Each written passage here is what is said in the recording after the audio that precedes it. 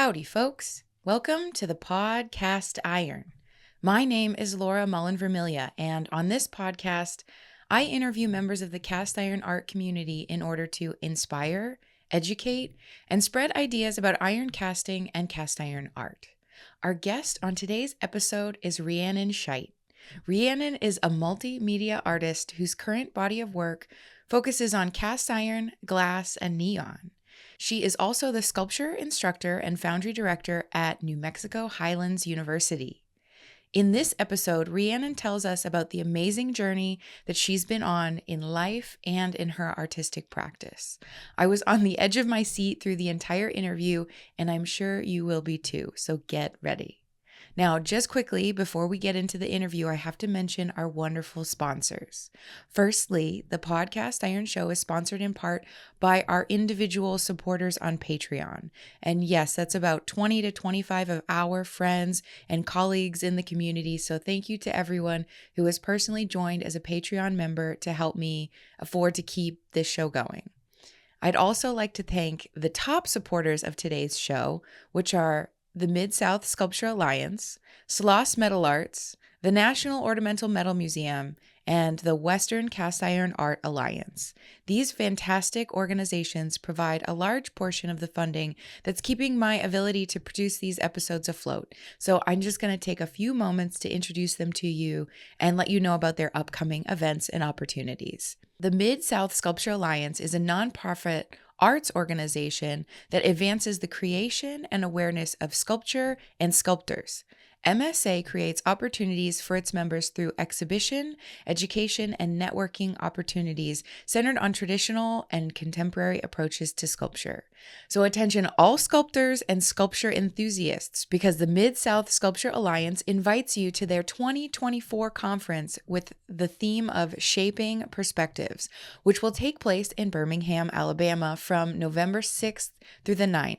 So join them for an exciting series of events spread across the city, which will include demos, exhibitions, studio tours with local sculptors, performances at the historic Sloss Furnaces site, and a prestigious Masters Award dinner honoring Tony Bingham at the Birmingham Museum of Art. The conference will be packed with valuable insight and learning opportunities featuring demonstrations by industry professionals, hands-on workshops, panel discussions, and lectures from renowned artists Vanessa German, George Ferrandi, and Jiha Moon. Plus, student registration for this conference is only $30. So if you're an educator, please don't miss this chance to bring the next generation of artists with you. You can see the full schedule of events right now and register at midsouthsculpture.org, but also follow them on Instagram at midsouthsculpture. Looking forward to seeing you in Birmingham for the event. And a big thank you to Mid-South Sculpture Alliance and their support for this podcast, as well as their support for sculptors by providing them networking, education, and exhibition opportunities. Sloss Metal Arts is a national center for iron casting and metal art that is based in Birmingham, Alabama, at the National Historic Sloss Furnaces landmark. And they host our national conference on contemporary cast iron art and practices every 2 years. And so the next one will be in April of 2025. And so you're going to want to follow Sloss Metal Arts and NCCCIAP on Instagram to keep up to date on all things Sloss related and conference related. But I'm super excited to announce that all of these calls for the 2025 conference are now open, and that will be to apply if you're interested in bringing a guest furnace or if you want to participate in the student cupola competition. But the calls also include applications for if you want to do a performance at the conference, or if you want to lead a demo or a workshop, or if you have an idea for a panel presentation that you want to facilitate. And so all of the information are on the NCCCIAP website, and the information for each call, what to apply with, the materials that you need to apply. It's all out now. And so go check it out and take a look at it. And the due date for the calls is going to be Thursday, October 31st. So Halloween. And it's coming up, but you still have plenty of time. And now I also want you to start thinking about what pieces you'll be entering into the upcoming exhibition, because that will be coming up too. So seriously, go to nccciap.com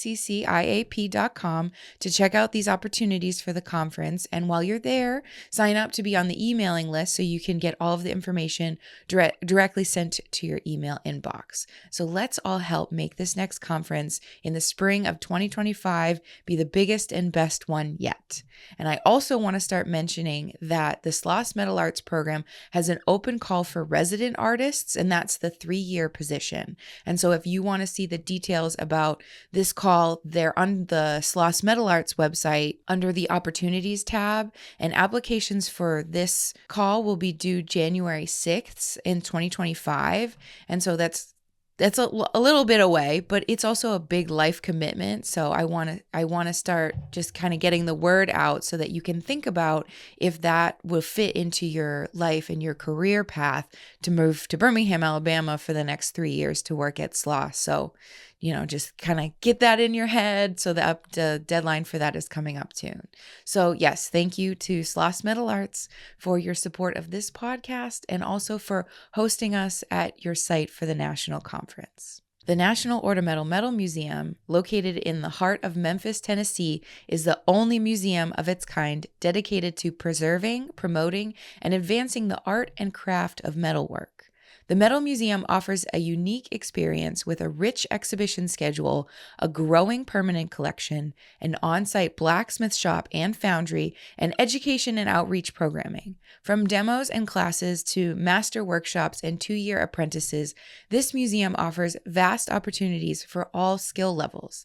The Metal Museum hosts their fire casting conference at the end of May every year, and it's open to students as well as emerging and advanced artists, and they do pour iron, they pour bronze at that conference. So if it sounds like something that you might be interested in attending next year, then reserve the last weekend in May on your calendar for it. And additionally, the Metal Museum's exhibition calendar is currently in a season focused on casting. They started off strong this past February with the exhibition titled Branching Out, and that exhibition explored the fascinating ways that mentors, students, and foundries share knowledge in paths of growth resembling a family tree. And that exhibition sadly closed last month, but I believe this next exhibition is open where you can immerse yourself in the works of master metalsmith Preston Jackson. His exhibition, which is titled A Hidden Culture, critiques today's society through a methodologized Civil War era American South. And if you don't know, the Master Metalsmith is a title given to a different metal artist each year to celebrate their career and body of work in conjunction with the Metal Museum's Repair Days event. And that's held every October, so it's coming up this month. And this year, the festivities for Repair Days will take place Thursday, 17th through Saturday, October 20th. And community members from all over will bring metal items to the museum to have them reshaped, restored, retinned, or whatever else needs to be done to have them brought back to life. And expert metalsmiths from across the country will travel to Memphis to perform these repairs, and the funds that are raised during the weekend help support the museum's annual programming, like new exhibitions, the apprenticeship program, and their after-school program called Forging the Future. And all casters, even iron casters, are considered metalsmiths at this event.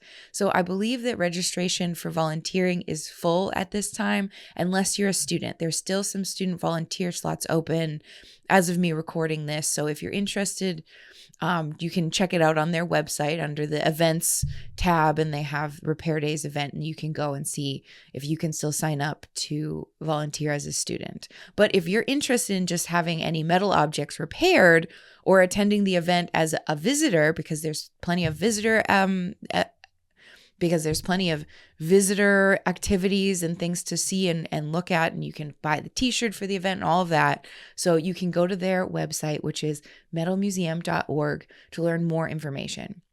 And also, you should follow the Metal Museum on Instagram because they post about their events, and it's just a great way to keep up to date with what they've got going on. And part of Repair Days is that there's a Repair Days auction, which does have an online portal where you can participate remotely and bid on auction items from the comfort of your own home. And I believe that there is a Wayne Potrat's piece already listed online for you to bid on, but you can check it all out on the website for the Repair Days auction page to see what else is going to be in the auction, and maybe you can win a little piece of history. So thank you so much to the Metal Museum for your support of this podcast, as well as promoting all metal artists. The Western Cast Iron Art Alliance is an organization that gears their efforts for iron casting artists in the western states of the U.S. And so their organization's goals are to educate, demonstrate, and exhibit cast iron art in the western region of the U.S. And one of the ways that they accomplish this goal is by hosting a conference every 2 years. And it's a very exciting time because the conference is actually happening at the end of this month. So this upcoming Western Conference will be held in El Cajon, California, which is right near San Diego. And the official dates are Wednesday, October 30th through Sunday, November 3rd. So get that. Well, it should have already been on your calendar, but start reaching out to friends about carpooling or travel plans to look at going to that conference, because I think it's really going to be amazing. And I have to always point out that you don't need to live in the western region of the U.S. to attend the Western Conference. You can live anywhere. They just happen to hold their conference in the West. So wherever you are, you should definitely make the trip out. They'll love to have you. And I will be there, so I'll love to see you as well. And it looks like the carnival event will take place again at this conference, so you can get your fix on bathtub rides. And of course, there will be a performance pour night and a production pour, as well as exhibitions, panels, demos, and networking. So you can find out all the information about this event on the WCIAA.org website. And I think almost all of the workshops are already full, but there is some room in the bonded sand mold workshop at this point. So just get registered if you want to take a workshop. Get registered so they know how many people to expect. And just remember, it's a little bit less expensive to register online than it will be to register on site at the conference. So reserve your spot today. And so for more information about this fantastic organization, I think I already mentioned their website, but visit their website at WCIAA.org. And you can also email them at WCIAA@hotmail.com with any questions that you may have, or if you want to be added to the mailing list so that you can know about the next conference that they're having, the next conference in another 2 years if you can't make this one. So thank you to the Western Cast Iron Art Alliance and their board members for supporting this podcast, as well as iron casting artists in the western region of the U.S. So finally, let's get into this conversation. Thank you so much for tuning in today, and please enjoy. Rhiannon Scheidt, welcome. Thank you so much for being on the show today. Mm-hmm. My pleasure. So let's just kick this off right now with, well, Rhiannon, who the hell are you anyways? Oh man, that's a lifelong answer, right? Figuring that one out. But no, so my name is Rhiannon Scheidt. I'm currently the sculptor, instructor, and foundry director at New Mexico Highlands University here in Las Vegas, New Mexico. And this is a job that I've just started after completing my graduate degree. But after having 20 years in the iron casting world and being an iron caster as a primary means of making as an artist. So I've been working in iron, like I said, for 20 years, but most recently have kind of expanded into more of a multimedia artist. I'm using natural fibers, I'm using steel, I'm also using neon and light as some of my primary materials, wood as well. So I've kind of gone from being the sort of object-centered maker to more of this experiential and immersive work that is you're able to complete when using light and using this medium to create full like environments and large experiences. So So I'm in this moment of really kind of an accelerated inclusion of new materials, but iron is definitely at the core of everything that I've done up to this point as an artist. Wonderful. I'm so excited to hear about how that has developed. Yeah. So before we get into where you are today and how you've Mhm. gotten to where you are, Yeah. let's talk a few memories from your childhood, one or two that you think maybe influenced you to become the artist or person that you are today. Yeah. And that's something that I've actually addressed specifically in some of my writing. And it is a very strong connection for me. The fact that I grew up in the state of Indiana and we lived on kind of a small family farm. And my mother was the one that taught me how to use tools and taught me how to build things. She was the daughter of a machinist. And so, kind of watched him working with his hands, building things. She picked all of that up. And then it was something that I then in turn followed suit. And it was a really, sort of wonderful experience of a lot of problem solving, a lot of working with your hands, a lot of MacGyvering situations. But I mean, everything from like building horse stalls to doing things in the garden to, just having to build something from scratch. And so I think that that was a huge part of my comfortability, not only with the hand tool usage, but then problem solving, figuring something out. You only have a certain amount of materials to work with.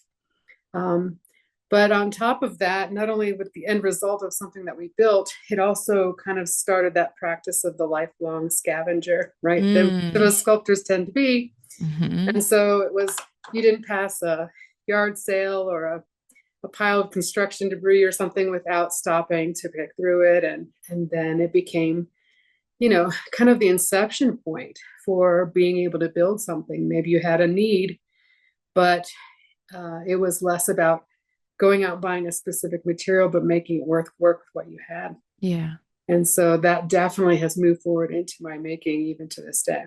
So yeah. But it was a really great experience in terms of figuring out how to build and um, just the freedom, I think, of being in a space where I was problem solving at a very young age and building up some self-reliance as well. Yeah. Um, we had an apple orchard on that property, and we pressed apple cider in the fall, and then we sold it at a local co-op. And so there were just these little things that were kind of about this self-sufficiency, that I see a lot in the iron casting community, because that is the basis of how we get our jobs done, is we build our tools and we make it work with what we have sometimes. So for sure. But it was interesting because by the time I actually was doing 3D art in school and I was working with tools, I had a little bit of a leg up. I remember really clearly there were a couple of my classmates that really hadn't even used a screwdriver or drill before. And so having already had that basis of understanding like how to manipulate things with tool usage was really it was kind of nice to be able to come from that starting point of familiarity. And I Hmm. see that now too. I'm not trying to jump too far ahead into where we are Oh, no, currently. go ahead. Yeah. Yeah, I see that a lot right now in the students that I have and meeting them where they are, because I have that same range of people who Hmm. have been working with tools for a while, and others who are starting from this is how you use a drill sort of moment. And it's, you know, that's everyone's starting point is different. But I think that there's a lot of value to this continued practice of the manipulation of something in the physical world that is necessary for us as human beings. So that's Yeah. my soapbox. Yeah, absolutely. Yeah. Yeah. So when you were in class and you had experience with tools, was that was in college or was that still in high school? Yeah, I really didn't have too much exposure to three-dimensional art in high school. Hmm. I had a ceramics class, Hmm. um, but I actually was doing photography. Okay. In high school, photography was my biggest focus. I'd gotten a nice camera for the time, and we had the classic dark room setup, right? Where you're going in and you're physically putting the film onto the reels and doing Okay. all the processing. Like it was pre-digital age. Okay. Yeah. And so there was still this like very analog element to it, even though the production of the work itself was two-dimensional. Mm-hmm. But I was doing photography throughout high school for the most part. Okay.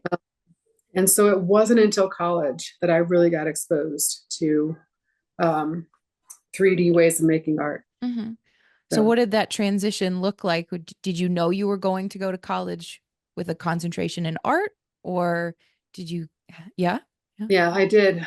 So the time I was at Appalachian State University, App State in North Carolina, we had moved to North Carolina by that point as a family, and I was doing an art education degree Okay. actually. Yeah. And so I was, as a youngster, not realizing that an education degree sets you up for like a primary education versus needing a studio degree, which would get you into secondary education, right? But at the time, yeah, I was doing an education degree and taking a lot of studio classes and art histories, that type of a thing. But in my sophomore year, I was dating someone who was at a different school who found out about an iron pour at East Carolina University. And this was probably around 2003 or four. And so I traveled from Boone down to Greenville, North Carolina to go and check out what this iron pour was. And at the time, that was Carl Billingsley running that program, Hannah Gibran as the adjunct.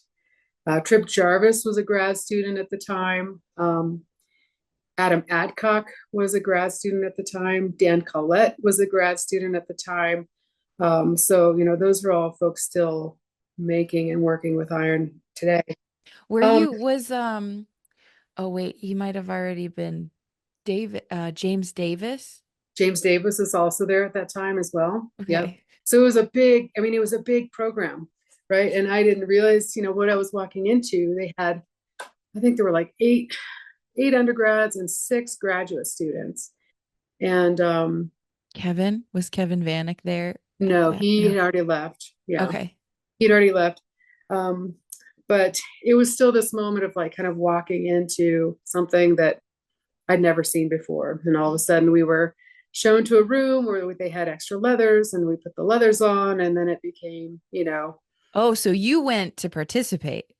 I went to participate even though I didn't have a mold. Oh, that's fine. Yeah. It was one of those, like, if you're going to be on the pour floor, and the way ECU's pour or their sculpture area was set up, when you were out back, you were kind of already on the pour floor, right? Okay. It was Okay. fairly tight. And so we did dress, but I might have picked up a ladle once or something like that. I think it was a very minimal participation, but I was hooked. I was like, no, I don't know what this is, but this is what I want to do. And I actually transferred from App State into ECU, which extended my undergrad, time because I had to retake things and everything. But I was happy to do it because it was a fantastic choice, and I'm very happy that iron has now been like the central part of my making ever since then. So, I think it's a real testament to, as sculptors, giving yourself a really broad exposure to different types of making, not just outputs, but even like the way that we make, because sometimes you'll latch onto a process that you had no idea would be the thing that you really enjoy and gravitate and really keeps your wheels going in a way that produces something really extraordinary. So that's kind of what that was for me, as far as like the excitement of it, right? The fire, the furnace, and all that kind of stuff. But once I really got into it, it was also the processes that had me hooked. And so what I warned you about this before we started. So what did Yeah, your work look like? yeah, Either going in or how did you add yeah, the iron to your body of work yeah. at that time? Yeah, so I mean, going in, I mostly had two-dimensional work. And I was, I don't know, working really graphically, because I was doing a lot of black and white photographs. So I was like working with this like really extreme value contrast, and just already kind of looking at shapes, though. I had a lot of photographs that were about the composition of shapes. And so I think that I don't know, I was already kind of well versed at composing a picture plane. Hmm. And so my initial, I remember very clearly my sculpture one class where you go through and you learn to weld and you learn to carve plaster and you learn how to do all the basics. You learn how to make a mold. And my first couple of iron castings were very planar, like they were very two-dimensional in some ways. Like I was figuring out how to make a sand mold and not really thinking about that I was now working in the round. I was Hmm. making something fully, truly three-dimensional. So I had some like cityscape pieces, and I'll never forget. I decided to make something. And I was also kind of unaware of like how heavy, right, the material is. Hmm. I think Yeah. we have a lot of probably for sculptures that are like this was way too heavy Yeah. for me to Yeah. handle. But I had made these like 3 foot long horizon line cityscape pieces, Wow. but Okay. I had built them in such a way that I had made these right angles. And so I got my sand core locked in. Like I couldn't get my patterns out because I had made straight walls. I didn't know how to bevel Mhm. anything. Right. And Yeah. so my pattern was locked in to the sand. It was kind of a little bit of a mess. And then Well, the cat, that's the learning curve of it, yeah, though. We've all had a pattern stuck in a yeah, sand mold. yeah, exactly. Yeah. So the work itself initially was kind of figuring out how I even make the thing happen. Yeah. But I think truly the biggest influence was Hannah Gibran because he is a sand carver, or he was a sand carver. I mean, he works in different different styles, but the comparison between him and Carl was that Hannah was doing so much more direct carve process and building these three-dimensional pieces out of the sand Hmm. and making these 3D puzzles that he was pulling apart, carving, and putting back together. And I just found it fascinating. Yeah. And so I really headed down that path pretty quickly to where if I was making a mold, I was carving. And so the work went pretty quickly from that, like creating some sort of pattern out of a material that I then would capture in sand, to using the sand itself as the building material. And that's something that I feel like isn't taught. Well, I don't know. I shouldn't say like isn't taught everywhere, but Mhm. that wasn't like I don't want to say that it was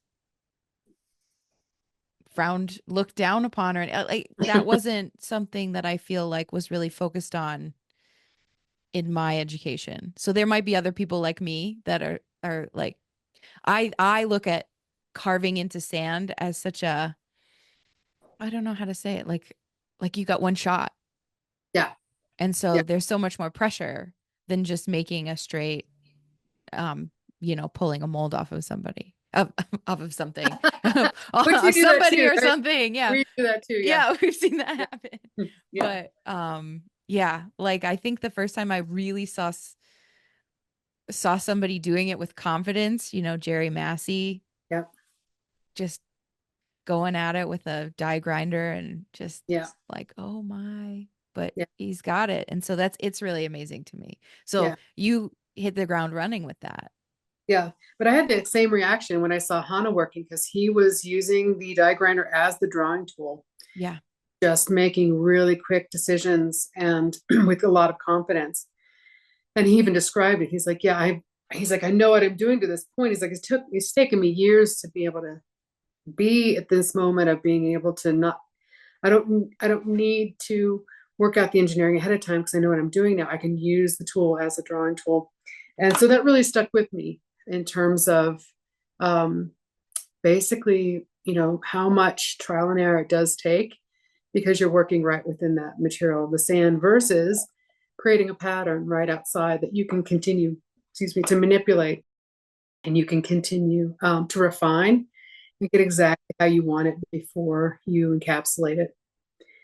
And I think one of the other things that probably added to my sand focus is that at the time ECU didn't have ceramic shell, and so we were a sand exclusive foundry in terms of making molds. And so um, it I don't know, between just the prevalence of it and the fact that there was something about working in that negative, working in the reverse, that engineer, Yeah. I took to immediately. And I really, really enjoy and still do enjoy figuring all that out in the negative space, in the negative realm, to make the positive. So So kind of going back to my earlier comment about sometimes you find these processes that click something over in your brain in a way that you didn't even know was there. And that's kind of what happened with me at that point. Yeah. Yeah. And another thing I wanted to kind of touch on a little bit when you were talking about Hana and how Mhm. he was carving and it had taken him all that time to be able to all of that time and experience to be able to make those fast decisions. In a Mhm. way, I kind of feel like that transfers to other materials too, in that whatever you're going to do, whatever material you're using, it's going to take a while to be able to make those types of decisions. But Yeah. also, if you're used to making those types of decisions in wood, it might you might be quicker to take to be able to achieve that in sand as well. Do you know what I mean? Like it's Oh just yeah. like the whole process of learning material in general then can Yeah. transfer. You can actually be, I feel like, quick to pick up something else because you've had an experience Hmm. similar in a different material. I don't know. Yeah. So, because he was also, I'm trying to remember because Kevin Vanek talked about him a lot in his interview about um what like was it stone carving also? Right. He did a lot of stone carving, And So that I think that while both of them are reductive processes, the outcome is a little bit different, right? Because um, with the stone, you're obviously, getting this shape or yeah, this you're object to emerge, but it's a yeah. lot of the same technique. Yeah. I mean, in the fact that he was using, a pneumatic tool and hand tools to carve Yeah. into stone. But they have very similar, like even the motions themselves of Yeah. carving between that and a die grinder. And I think that then expands even to that gestural aspect that you find in drawing and painting, Yeah. right? So Yeah. all that type of a thing. It's like a sensitivity is the word Mhm. that's coming to my mind of these Yeah, different materials, but there's yeah. a overarching theme in all of them that are Mhm. similarities in a way. Anyway, Mhm. so that just like Yeah. popped in my head when you were talking about that. So then what did iron play a big role in your thesis show? Yeah. So for my senior show, I think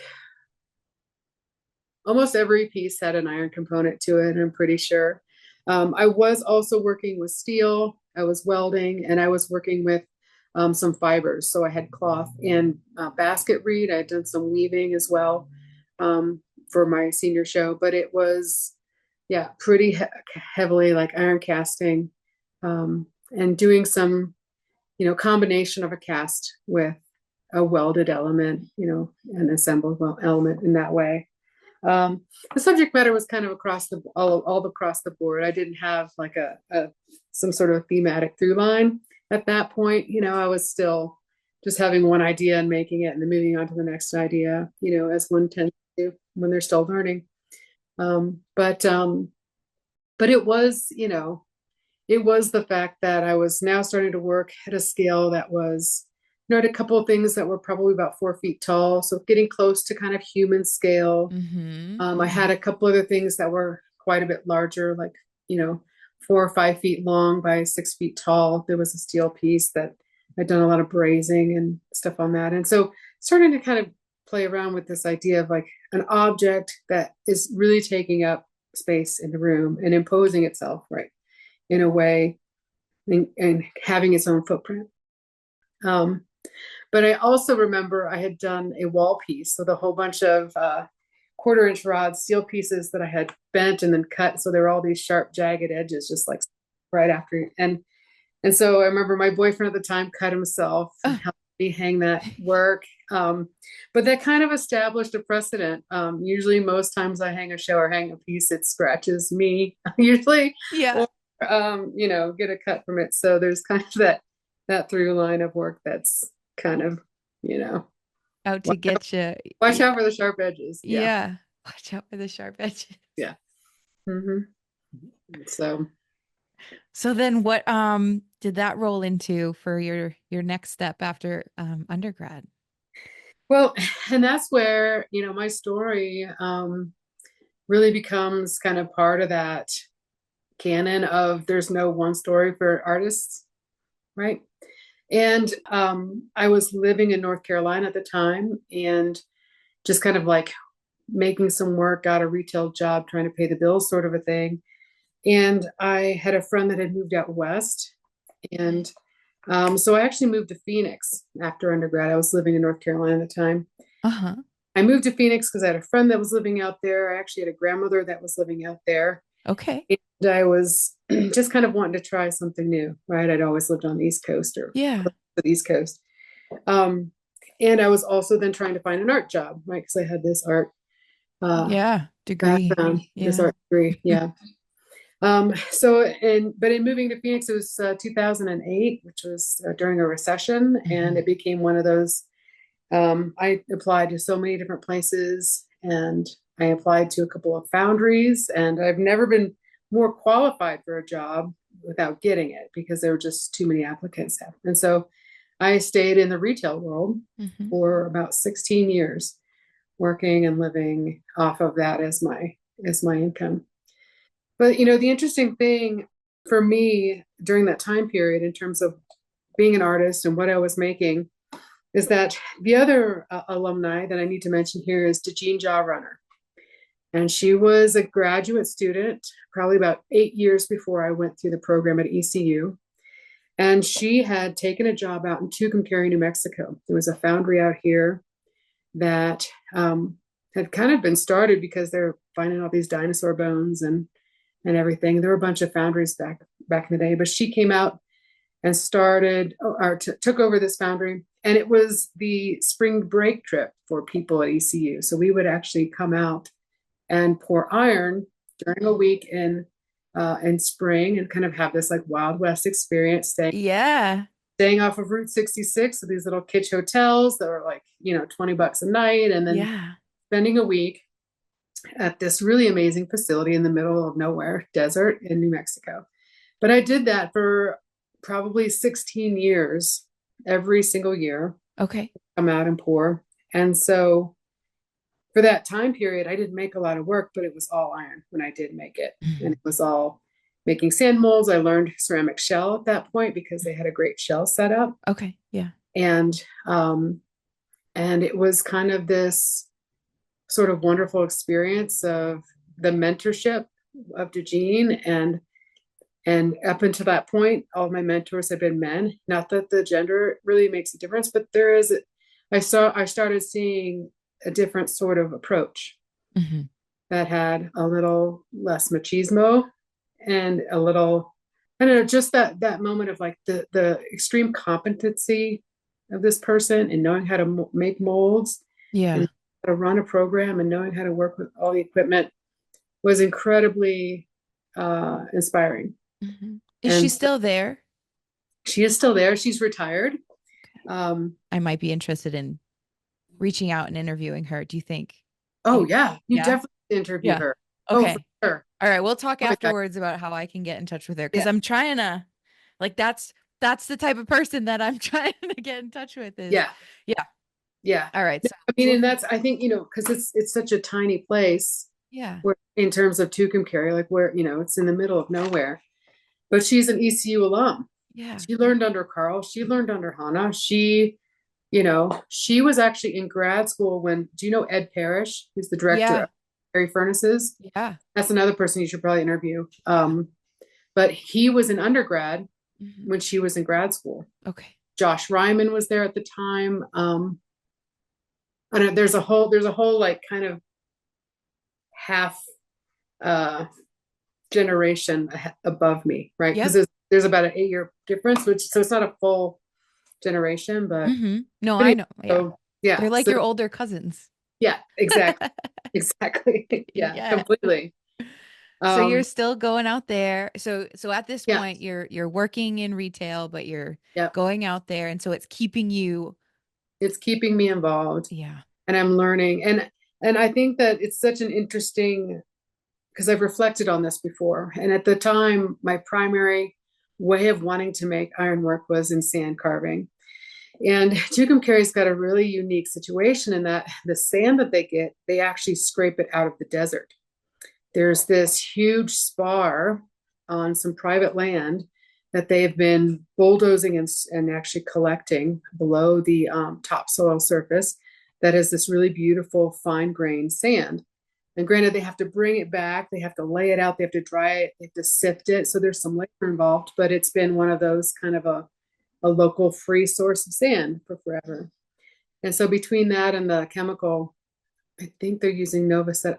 This is where I can't remember now, but basically the surface and the quality of the sand and how it was firm, but also really carvable at the same time, continue to allow me to explore sand carving as my main way of working, because it was just like a beautiful texture, a little bit harder than soapstone or sandstone, right? And so I don't know, I think that just really added to my capacity to continue to work in this sort of way. And so that's what kind of kept the flame alive. Good. For about Yes. the 15, 16-year gap between my true shift back into art as a main like energy focus in my life. So how did that spark get reignited? So after I lived in Phoenix for about 4 years, I moved to Pittsburgh. Okay. And I had moved there kind of another one of those sort of like jump and we'll figure it out later sort of moments. My brother was living in Pittsburgh at the time, but I actually wasn't really quite aware of what was happening, where's the iron happening, and anything like that, because this was 2013. Okay. And so Carey Furnaces, where there's currently a very vibrant fine arts program, was just in the inception phase in Ed Parrish's brain. And wow, yeah. Casey Westbrook was another founder of that program, right? Yeah. So it was one of those moments of like, it didn't really exist, right? So when I first got there, I was kind of searching for who are the folks making iron. Yeah. And it took a year or two to find them, because it wasn't until they hosted an international in 2015 that I actually ended up showing up. And at that point, I was still in my retail world, but making iron sort of weekend warrior style. Yeah. But I showed up at Carey Furnaces in Pittsburgh. And for anyone who's unfamiliar, that's the site of an old pig iron furnace. There were 6 furnaces there at the time. There's only 2 left. Those are obviously defunct, and they're just being maintained by the Steward Rivers of Steel as an umbrella, like nonprofit organization. But this fine arts program, which was really Ed Parrish's and Casey's sort of brainchild, he had furnace calcifer that he had built that they were running. So it was just kind of like getting off the ground and getting some support from Rivers of Steel at that point.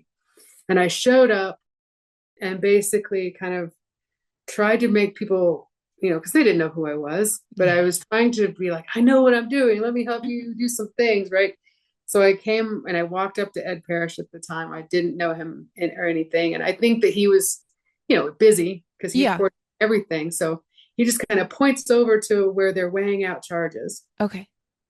And he's like, see that woman over there? That's Paige Henry. Go over there and help her out. And so I walk over to this like intimidating figure, badass, who was weighing out charges, and I had some sort of iron shirt on, and it was the one thing that made her be like, okay, there's something there. There's so then that got me just like started the whole process of getting fully integrated into their crew. And then pouring in Pittsburgh up until most recently. That's my main hometown foundry.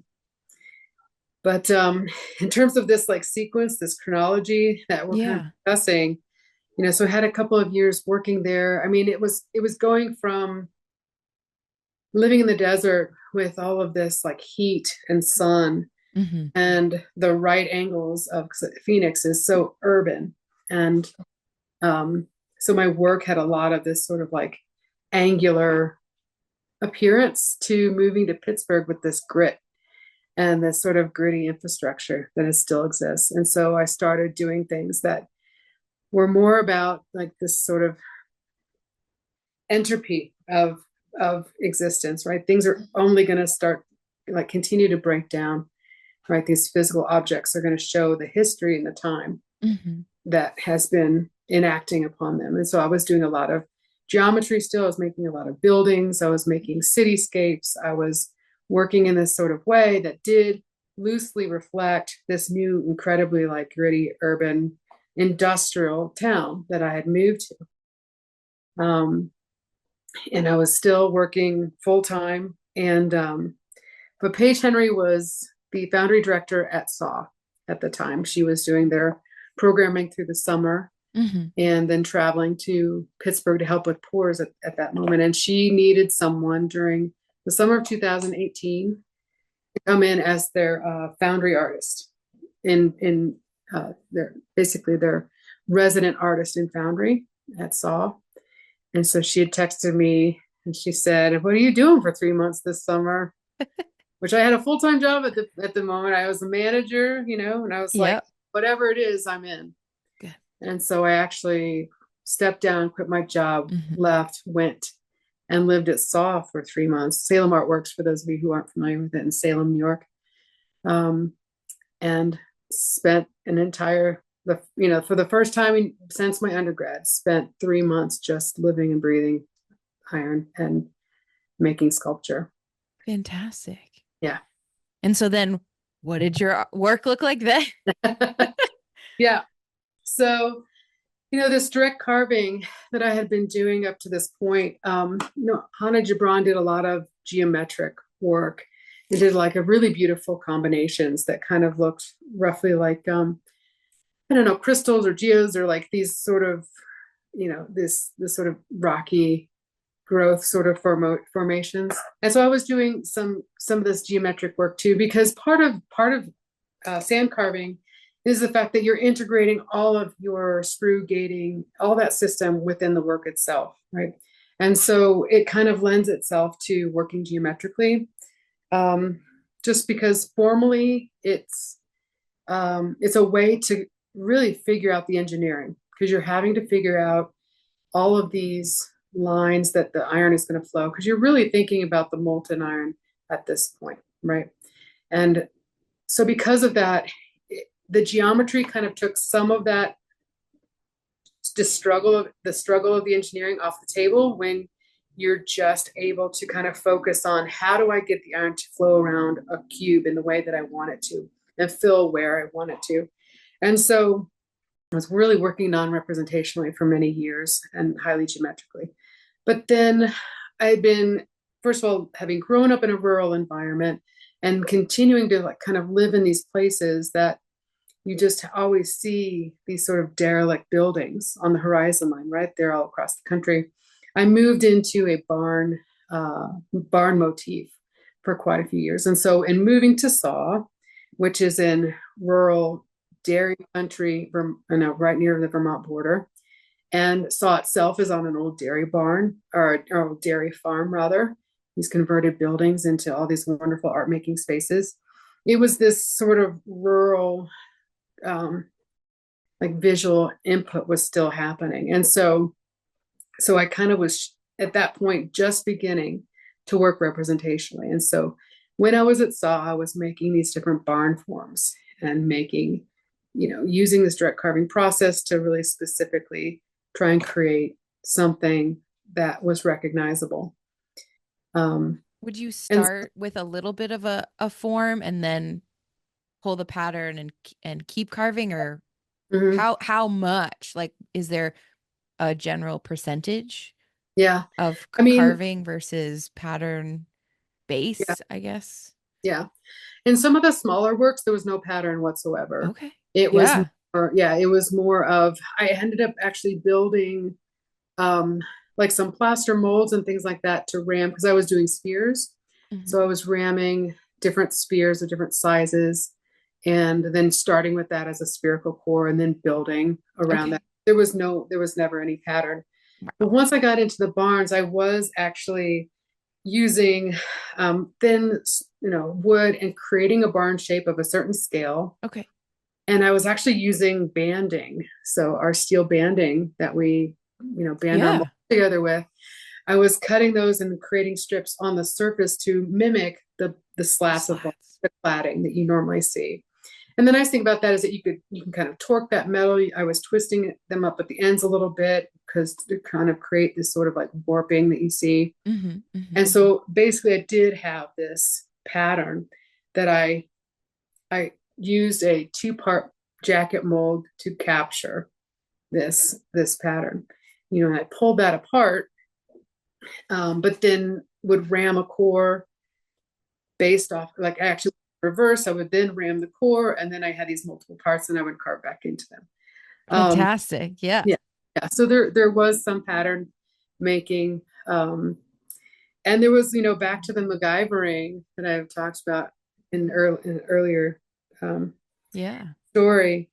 So when I went to SAW, they were, and that it was a good choice, but they were trying to be ecological, and they were using Silbond, which is a water-based chemical that is great in the fact that you can, throw it in a landfill, and it doesn't have any sort of like toxins, and it's not leaching anything, right? But it's also incredibly susceptible to environmental like influence, especially humidity. So the relative humidity was causing the sand to not set up. Oh, okay. So I was trying to work in the way that I had for years at this point, which was building different components, different sand components, puzzle pieces they would need to harden to a certain way so that I could carve. And the sand was just kind of like mushy and wasn't, so I was like setting up a dehumidification chamber. I hooked up a dehumidifier. Wow. Yeah. I put sides around a table and stuck my molds in there and ran them through, like a couple of days of trying to get them to really cure as well. That's smart, though. That's really smart. Yeah, it was one of those like got to make it work moments. Yeah. And but yeah, so the work that came out of that was so yeah, primarily it's these sort of barns. But at this point, this is 2018. This is also the first time that I did a reaction mold, the wood reaction mold that is now actually sort of central to everything that I'm doing in iron. Okay. And, up until this point, I had seen performance iron. I'd seen performative iron in the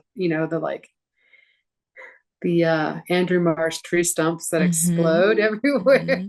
Well, I just want to stop you for a really quick second, though, and tell you that so my first ever seeing of a reaction mold was ECU kids. Oh, yeah. Yeah, at SLOS. I'd never seen it before because at UGA, that was not a focus that my professor was really interested in. And so it wasn't the performance pour, because it's like at SLOS, then they'll have the performance pour night and stuff.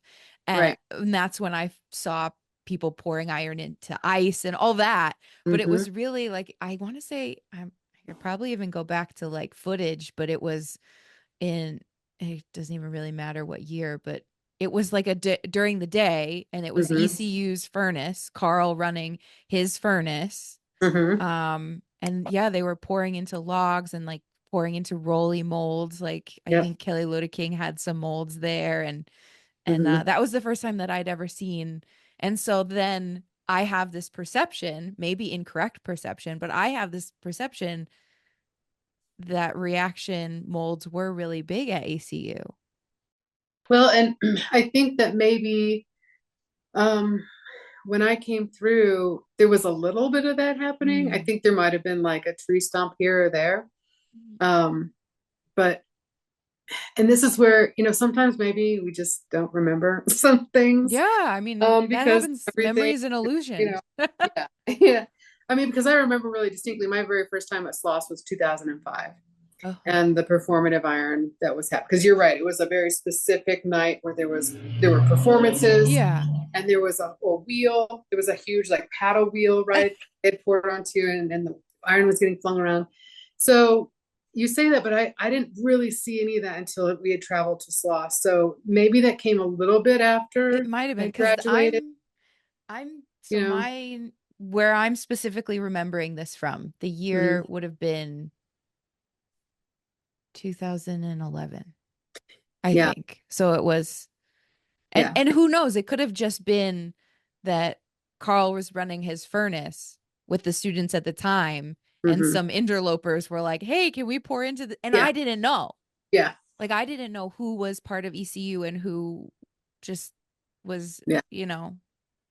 Yeah. So anyway, so that's funny. Anyway, Yeah. so you did No, your but first reaction mold. yeah. So you see, I mean, I think we all see it Yeah. for the first time, right? And probably are like, what in the world are You these can folks do that?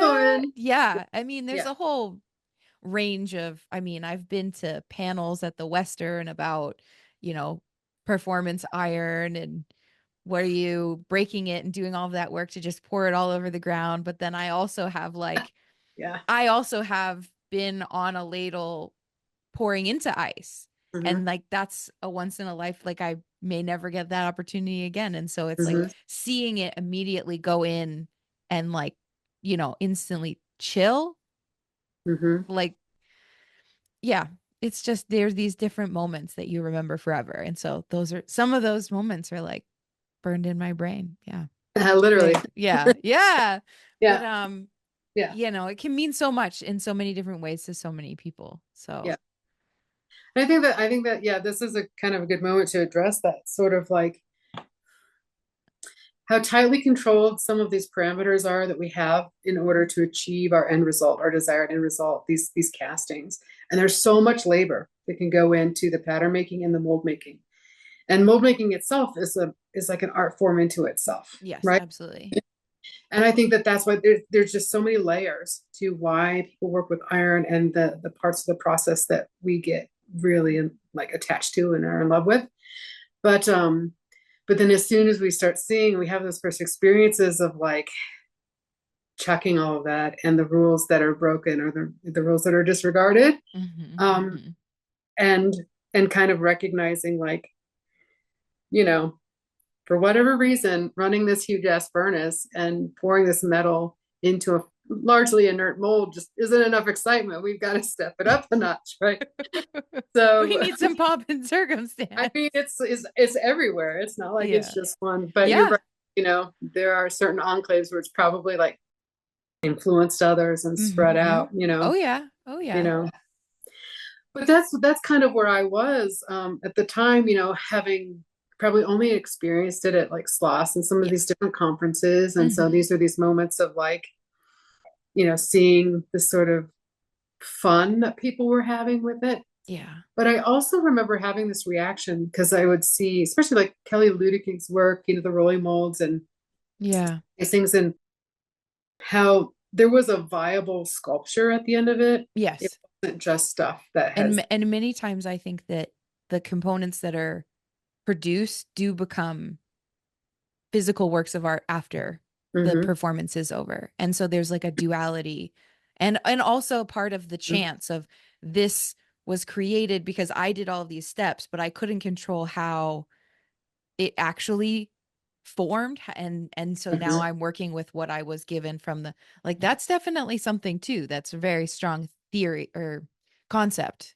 Yeah, Mm-hmm. completely. I mean, because you already have a little bit of that even in a normal mold Mm-hmm. and a normal casting, right? Because sometimes you might not realize something's not vented correctly, or it could even rely on like the metal was just not quite hot enough. It wasn't Yeah. poured quite fast enough. It was whatever the case may be, to where you're gonna end up having these moments of like the iron informing, right? Mm-hmm. And the process pushing back on you.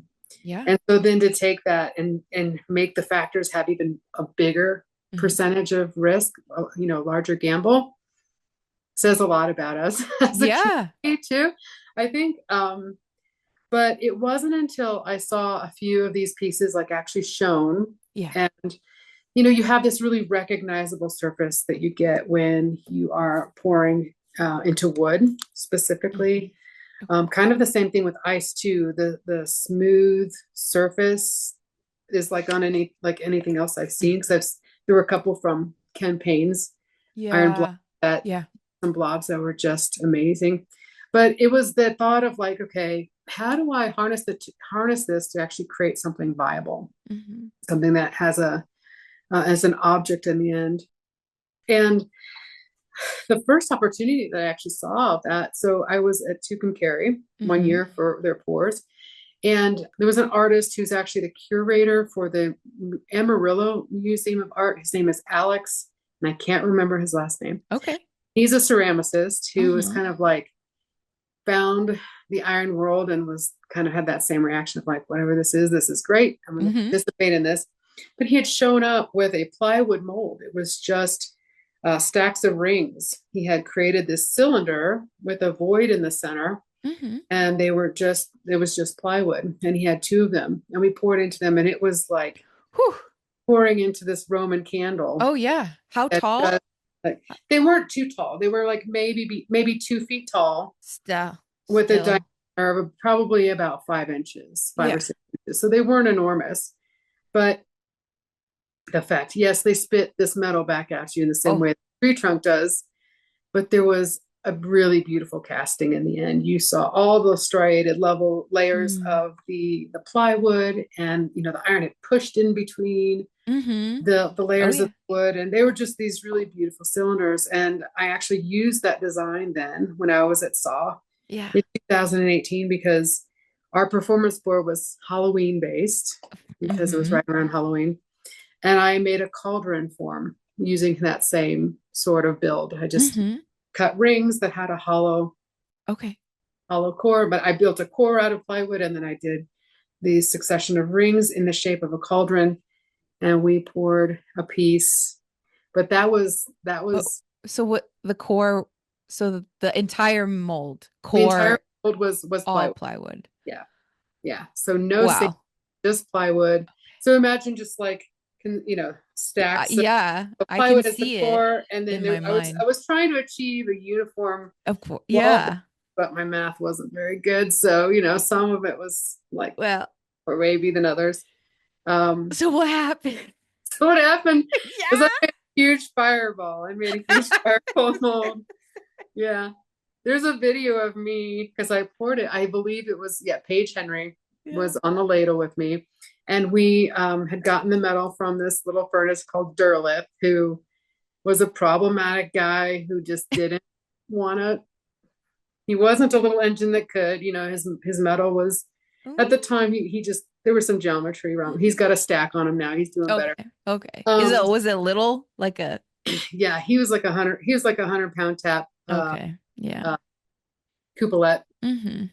but Yeah. he had some geometry issues, and At that time. this Yeah. was, yeah. So it was like a test board. We were getting some chili metal out of him, which works Mm-hmm. well for an open face reaction. Yeah. Yeah. But that was the other thing about it. I hadn't figured out how to determine volume, the needed Mm. volume for this particular. So this mold was that I'd made was probably about 2.5 feet tall by 2 feet wide. It was Yeah. a Yeah. chunky little guy. And we just didn't have enough metal. We went and got 100 pounds out of the furnace and went over and poured it all into, Yeah. and we only came about halfway. Okay. So we went back to the furnace, tapped Mm-hmm. really Good. quickly, went Yeah. back. And so there is a viable casting. It's actually installed at SAW right now. So the bottom half of the cauldron is quite like complete. But the Yeah. top half is just these stringy, like strings of iron that barely come down and connect because Uh-huh. we just didn't have enough metal Yeah. to make Yeah. the full pattern. But yeah, I've learned a few things from then, since then, namely, um, check which way the wind is blowing when Oh, you're about to pour those types of molds, because the entire thing just caught on fire. of course. Yeah. It was this huge fireball, and I was standing downwind, and the flame just Mm. came and engulfed me. There's a video of me just kind of like disappearing into this flame, and I It's remember like a baptism in a way. yeah, yeah. I mean, I remember it being hot, but I didn't get burned in that one. I didn't get burned in that one. Mm. But yeah, so that was one of those moments of like, okay, we can make a viable casting happen. Mhm. But yeah, so that kind of started down my path then of, all right, I want to continue to use wood as an element, but I need to figure out ways to make it safer. And I really want to control these parameters a little bit more tightly. And Do you mean as a mold making element? yes. Okay. Okay. Yeah. Because also you earlier mentioned about using it in as an artistic material, but right now for this conversation we're talking about so Yeah. making more molds out of wood. making more molds out of wood. Yeah. Okay. Wood has kind of had a through line throughout Mhm. my career. I think just my familiarity with it as even like as a child Well, building the things with it. availability of it is just undeniable. Yeah. Like so It, many of us, that's the first thing that, because it's also relatively cheap. hmm So it makes hmm sense. hmm Yeah. Yeah. So you're right. The availability of it. And I mean, you only need a couple of tools to Mhm. really manipulate it Right. Yeah. and you can hit the ground running. But no, now that this was this sort of new frontier of like, oh, look at what it does when it interacts with iron. And this moment, and I think, we've been talking a lot about process and the nuts and bolts of things, Mm-hmm. Mm-hmm. um, the function, right, of a lot of this. But I think that what it was for me, even more deeply, was the idea. And for me, I think part of what I really started to understand about why I wanted to work in this direct carve method was this aspect of like, I'm spending the time thinking about the path of the molten iron, the fact that I'm considering the molten state, not the solid state, not the finished work, which is really exciting to me. It had this sort of like, I wanted to become really good at engineering something to where the iron was going to end up exactly where I wanted it to, because I figured out the mechanics of how it wants to flow and the physics of that as well. Yeah. But I think too that the wood then and the iron combination, because so much of this capacity we have for creating beautiful work is about capturing surface, right? Capturing surface detail. Yeah. And the fact that this was this moment of combustion Mm-hmm. that was then frozen in time, that you actually get to physically see what the molten iron is doing to the wood, that the chemical reaction of that interaction, then being caught and frozen in time in the iron, caused for me this sort of like, I was just really drawn to that. And the work that was created in this sort of way retained that energy for me. Like the surfaces had this sort of energy, this kinetic and potential energy at the same time. And so I think that that's to this day still the reason why, as a surface, as a way of communicating an idea, both about things that are being destroyed and falling apart and starting to like lose their structural integrity, Yeah. this sort of surface is able to communicate that in ways that really emphasize what I physically do up to that point, and then I let the iron take over, right? Yeah. So, And I'm thinking, like, I'm shaking my head because you're like, it's a way of communicating that nothing else is going to create that. mhm. No other material, no other process. This is it. Yeah, exactly.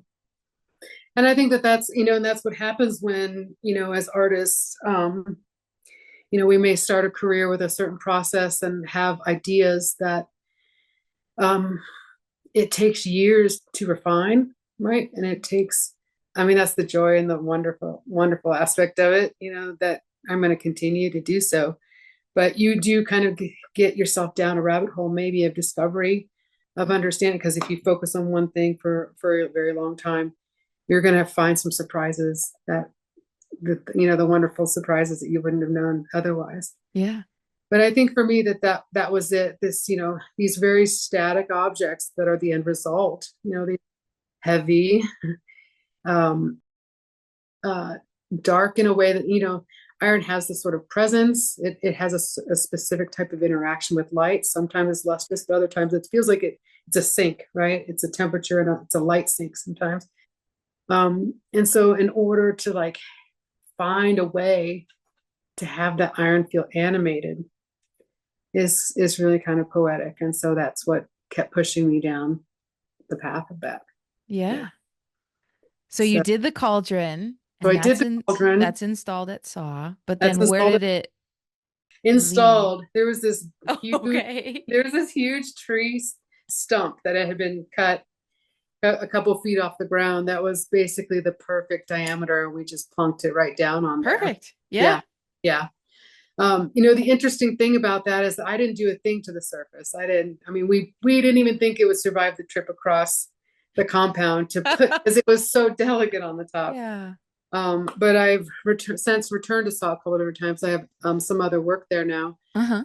But it was about a 5-year gap between seeing it. And I don't know what happened, but right now the patina on that thing, there are pinks, blues, purples, yellows. It's like every color of the rainbow except for rust Oh, on that iron surface. And I have no wild. no idea. Yeah. No idea. I have no Yeah. idea.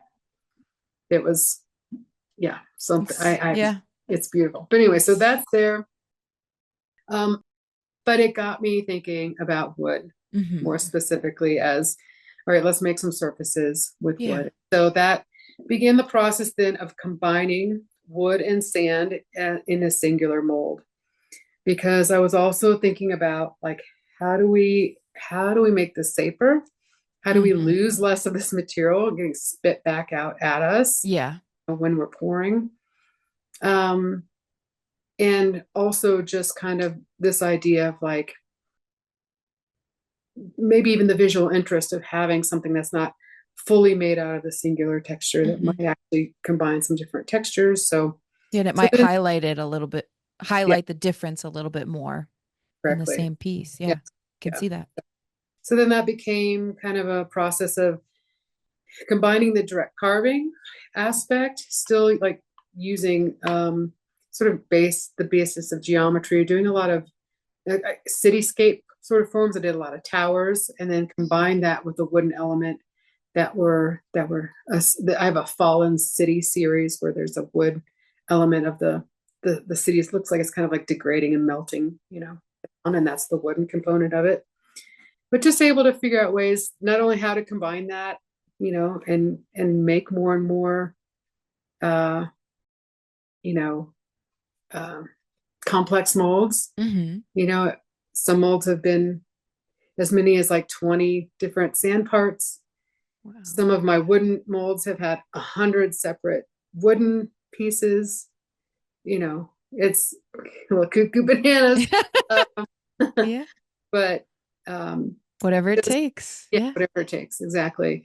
But the beauty of it is that they have this really beautiful, performative aspect. They spark and they flame. But I've gotten to a point where I've made them, they're getting safer, they're getting safer to pour. Even though, although I say that, I did burn myself the last one that I poured I because, think I did see that video yeah, on your yeah, Instagram. yeah. Yeah. That burn is fully healed. I'm good to go. Good. But Good. yeah. But a couple of things. So I've been playing around with like angling vents, trying to get them away from the poor folks. We've even made a refractory lined steel channel so that we could step back from the mold and actually pour Okay. from our Yeah.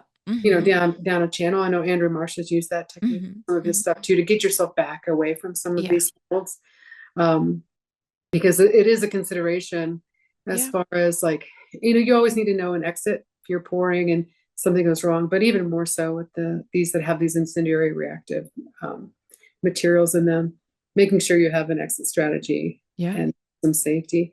But in terms of, the way that the artwork looks, it's this really nice combination of then certain areas that are this carving process that have this sort of smoothness that moves into this more jagged, sort of rough sort of texture. But yeah, it's what I'm still doing today. So when did you go to trails, sculpture trails? So that was 2019. Okay. Okay. Yeah. Yeah. So once I stepped down and I spent the summer at SAW, Yeah. it became a lot of really tightly packed years of iron making. I was making a lot of work. And so then I did trails. Yeah. In 2018, I'd gotten, even though we're sand carvers, Jerry Massey and I had never met before I went to trails. And so it was kind of one of those moments of like two folks who've been working in the same. And also the Indiana. Didn't you say you grew up a little while in Indiana? I did. I was a child in Indiana. And in fact, Salisbury, where Sculpture Trails is located, is very close to where my father was born and grew up in So Southern. that's a wild coincidence. Yeah. So, yeah. But I was a child when I moved away. I didn't know anything about sculpture at that point. Of course. Yeah. But yeah, Indiana is definitely that connection. Yeah. But yeah, so I did Sculpture Trails in 2018. I went as a visiting artist. Mhm. We had spoken about whether or not I wanted to come in as an intern. And at that point, I was about 35, and Jerry was like, "You really want to come as an artist? Yeah. A lot of work, And it was, I mean, it was. I went and saw the boot camp. Oh That yeah. was, It's definitely a rite of passage yeah, yeah, to be an intern there in many ways. yeah, Yeah, yeah. it's Did a you lot of intern? work. Did you I intern? did not. Actually, Yeah. it's kind of funny because I had kind of a similar conversation with him when and I've told this story before on the podcast, so I'll breeze through it. But basically, I had applied to be an intern, but Mm-hmm. I guess, I didn't miss the cutoff. I think they just had enough people that applied before me. And Mm-hmm. then he called me and was like, from your resume, it looks like you really would do better as an artist instead of an intern. But I was like, I don't have any money. I know. I know. And so it was like, okay, so I think I was like a backup in case somebody like, and that was years, over 10 years. Yeah, probably over 10 years ago. And then fast forward to I don't know, maybe 2017 or 2016, I Mm. just went for the final, They're fire firefighter. at night. Yeah, the fire Yeah. at night thing. And now I try and go every single year just because it's a great gathering of people, Mm-hmm. and you get to meet the new crew as they're, coming up. And Mm-hmm. so Yeah. it's a really amazing place. Yeah. Well, and it's crazy too because a few of those folks they come back. Like there are some that'll do the internship for years, like Oh yeah. Oh multiple yeah. years. And then I'm thinking, one of the artists that I met was Hugh Patton, Yeah. who is I just saw he's doing something. At Sloss. He's at Yeah, Sloss. yeah, exactly. He's at Sloss, He's and now, one of the, I think it's like a 2 year or 3 year. yeah, the resident artist, Yeah. or I think that's what they call her. I'm not sure if they call it resident or visiting artist, Well, but because then they have visiting artists, which is usually a couple of months, and then the residents are there for a couple yeah, of years. yeah, I mean, what a great resource, Sloss. They yeah, have. yeah. Their programming is really great. I mean, they're well, like they're decades into a very Yeah. like. Yeah. And it's recently, I think, really flourished Mhm, yeah. But anyways, it's just cool to see, even where he within a short time was. period, someone Yeah. like there was their first year, being an intern Oh, at Sculpture Trails and meeting them and then seeing them return year after year and then doing, and then having success. That's one of the things, that's really, really great to see when you stay in this long enough is the people who start out, get inspired and then move into like Mhm. committing their And then life, they the become rest of their life. and become peers, Yeah, Yeah. yeah, exactly. So yeah, so I was at Sculpture Trails and it was one of those situations, yeah, as the visiting artist. And like you said, it was at that up to date was the most expensive sculpture I'd ever made in terms of money out of my pocket. Um, and just understanding too, like the timeline and the scale and the scope, right? It was, I showed up with a plan. I showed up with it wasn't a pattern so much because I was doing sand carving, Yeah. but I knew exactly what I was going to make.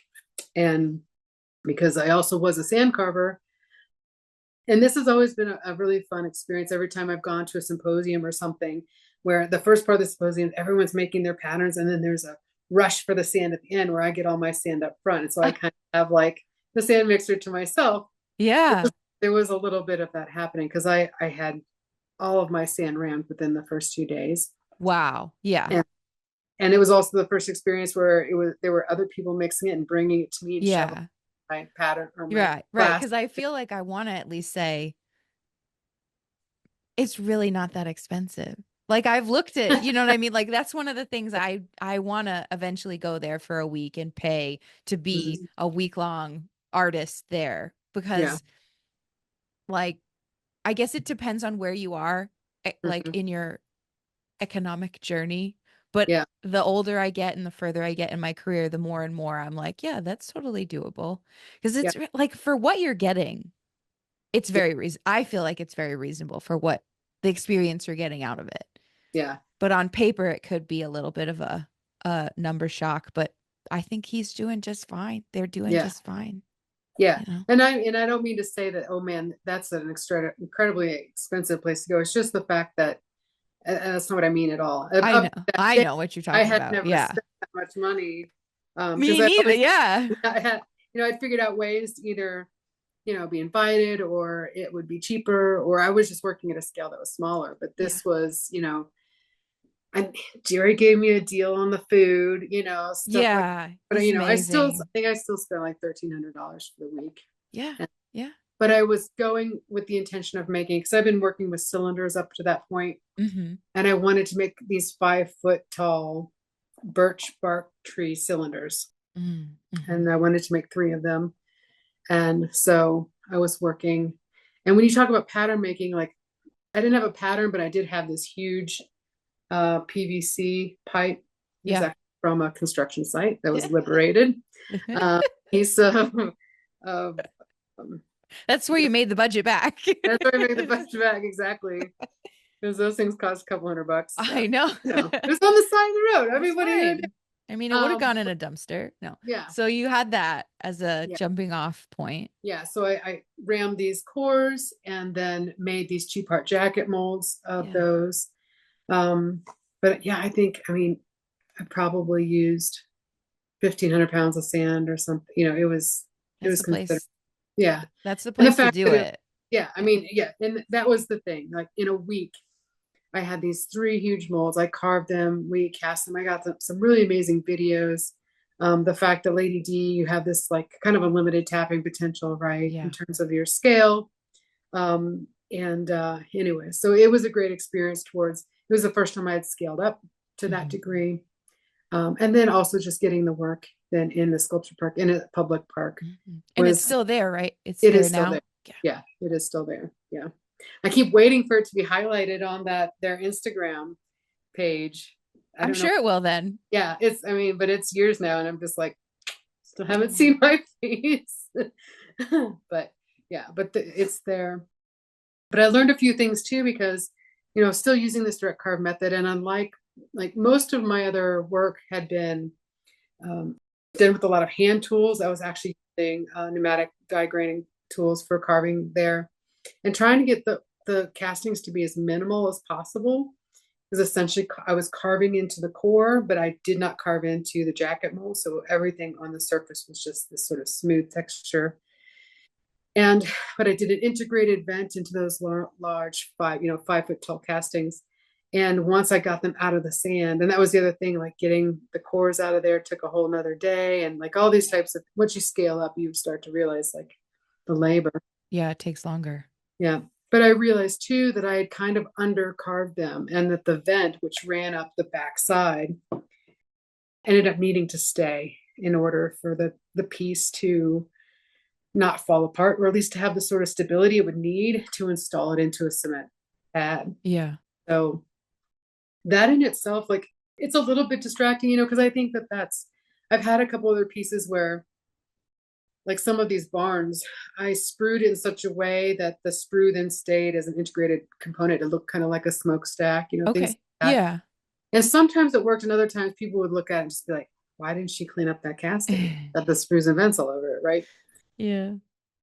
And so it was one of those moments of like, although it wasn't in the original design, having that vent staying attached, it needed to be there for a function. It wasn't my favorite choice, because I would have preferred them to stand alone. But it also then started getting me down this thought process of the casting as a whole, whole entity. And that includes the gating and the feet, like everything that feeds into the casting itself. And I kind of started thinking about it as it having its sort of autonomy, that whatever comes out of the sand mold is its full realization, like fully realized casting. And so that's why I started doing more things where I was integrating cups and really pushing into that idea that none of that stuff gets cut off, that that's all part of the casting, and it's part of its existence, giving it some sort of like, I don't know, autonomy, even though it's not. Well, it's an important part, because that's how the iron fills. Right. You know. Right. And I've seen some people doing the same thing, but it has this like very specific appearance of like, that's a cup and a screw, and that's the vent riser sort of a moment, but more so in the way of like trying to integrate it so that it looks like the design is part of the design. Mm-hmm. And so then it kind of stands alone that way. Doesn't work every time, but It's not you know, gonna. Not everything works like, every time. But it's good to be striving to like kind of get past um that mentality of like you have to, because I feel like I'm still very in the I have to cut off the gating and spruing.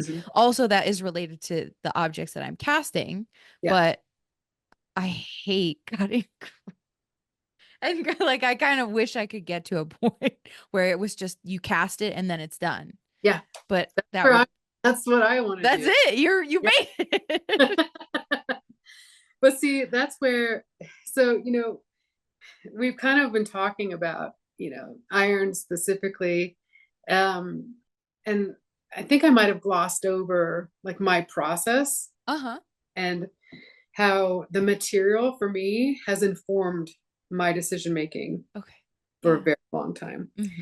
And it was always like the material as the starting point, the material as the inception. But it was also this moment of like kind of recognizing that any sculptural process, you're going to have something that's this like incredibly labor intensive and OCD in some sort of way, right? Mm-hmm. But where you want to apply your energy is different for every person. Like I personally don't want to work with an angle grinder, and I don't want to grind metal for forever, and I don't want to clean up the seam line and make it perfect if I can help it, right? Yeah. And so part of that is like, so my aesthetic kind of pushed into, well, I want to make objects that if there's flashing and there are cold shunts and there are places that miscast, that it is just part of the dialogue and it is adding to this. Yeah. So part of it is this like not wanting to do that labor, but so I kind of leaned into that as my aesthetic. So I totally understand that when you're saying like, I don't want to have to Yeah. clean all this stuff up and cut this sort of these things up. But there are other artists that, because it's a very traditional practice Yeah. in sculpture to make separate parts, weld them back together, do a lot of work in the metal. And some people really like that. Yeah. Yeah. But, not me. Not you and me. Yeah. But Yeah. I'm making, well, so like right now we don't, let's see. Yeah. Um, I don't want to talk about it too much, but I'm on this food kick. And so I'm casting a lot of food like that I buy. Mm. So bananas, I don't know, muffins, cookies, waffles. Like I don't know where I am, but I'm also not in grad school, so I don't have to know what I'm doing. Yeah. But Yeah. it's keeping me alive. You know what I Yeah. mean? Like the Yeah. most important thing is it's keeping me alive. It's Yeah. keeping me casting iron. It's keeping me going to iron pours and feeling a sense of purpose. So maybe eventually it'll turn into who knows? Who knows what's going to happen? But Yeah. it's like I'm not at that point where then I can be like, oh yeah, the muffin with a huge pour cup and a screw. Like I Mm. gotta cut that off. And so Yeah. I haven't been able to give up. Yeah. Couldn't the muffin cup be the muffin bottom be the cup itself? It could, but I was strongly like encouraged to not pour direct when I was taught, when they Mm. first start teaching you how to make a mold, and they're like, okay, but when you're doing your flasking box, put it to the side so that you have room to go in and then do Right. like a runner. Right. And so that's just how I was taught. And so, yeah, Mm-hmm. maybe No, I and got to think about this a little bit more. I mean, Like maybe that's a good idea. you could try it, do a direct, it just, if it's a muffin, if it's to scale, it's not going to be intense amount of heat because the volume is so small. Yeah. So your burn-in is probably going to be minimal. Yeah. So that's a situation where pour it direct, make the muffin bottom Yeah. be And um, I'm not, your actual cup, and then and then put a yeah, little piece of like sticky back felt on the bottom and you're done. yeah, Done. exactly. Well, plus the beauty, and this is where I kind of nerd out on it, like that, the open face Yeah. texture, Yeah. and also really beautiful, that sort of little like bubbly, Oh yeah. When but you're it right. cools. Yeah. Yeah. It is really beautiful. That's Yeah. so funny. Anyway, so Sculpture Mhm. Trails Sculpture. ends. The So that's, pieces yeah, are still large scale there. pieces are still there. but that's kind of so then I went back to Cary. I did another large scale sort of cylinder, but it was like highly geometric, definitely in response to all of the infrastructure of Cary furnaces itself. So a lot of like grid work and girders and this sort of thing. So that's installed there at in the Cary furnaces sculpture garden. So I was looking for opportunities to scale up and then get the work into a public space. But so yeah, 2019, just kind of working at Cary and being involved in their program. And then I was in Tucumcari, March 2020, doing their annual symposium. Oh, All of a sudden, we're literally in the middle of nowhere. absolutely. We Yeah. weren't paying attention to the news because you're just in your element there. Yes. Hearing wind of the country shutting down. And luckily I was able to fly home, but you know, Barely. yeah, but barely, because it happened while we were in Tucumcari. The first cases, I think it was Seattle or whatever. And I, wore my bandana over my face on the plane and came home, and then all of a sudden, everything shut down. But it was a time period where my day job was still in a grocery store. I was still like an essential worker. I was still making money. But I had already started thinking about going back to grad school, like that at this point between the residency and these more like intense interactions with making work and making a ton of work. So between 2018 and 2022, I made a lot of work. And so I was ready to go to grad school. Yeah. But then COVID hit, so I waited. I put it off for 2 years while that happened. But that became, part of that lineage, that continuation of the people that influence you, right? So I'm in Pittsburgh. Paige Henry actually comes and is now a fully integrated member of the fine arts program, but she had been tech in Alfred for many years. And I had worked and poured with Coral Lambert throughout my time, running in those same circles of conferences and pours and things like that. And so their program was kind of number one on my list. Hayes, Kansas with Toby. Flores was number two. And I looked at a couple other schools and talked to people, but I was in a place where I had really gotten integrated to the pour crew at Cary Furnaces. Alfred was only 4 hours away. There was this huge circuit, like we were going up to Buffalo to pour. We were pouring with Gardenship at that point. The Steel Yard, like all of these other, like, people who are running foundries and pouring up in the Northeast. I wanted to stay tapped into that. And so my choice to go to Alfred was to continue having that network. And the availability. Exactly. Which I should say, because for those of you who are listening, Hayes has plenty of availability too, but it's like apples and oranges.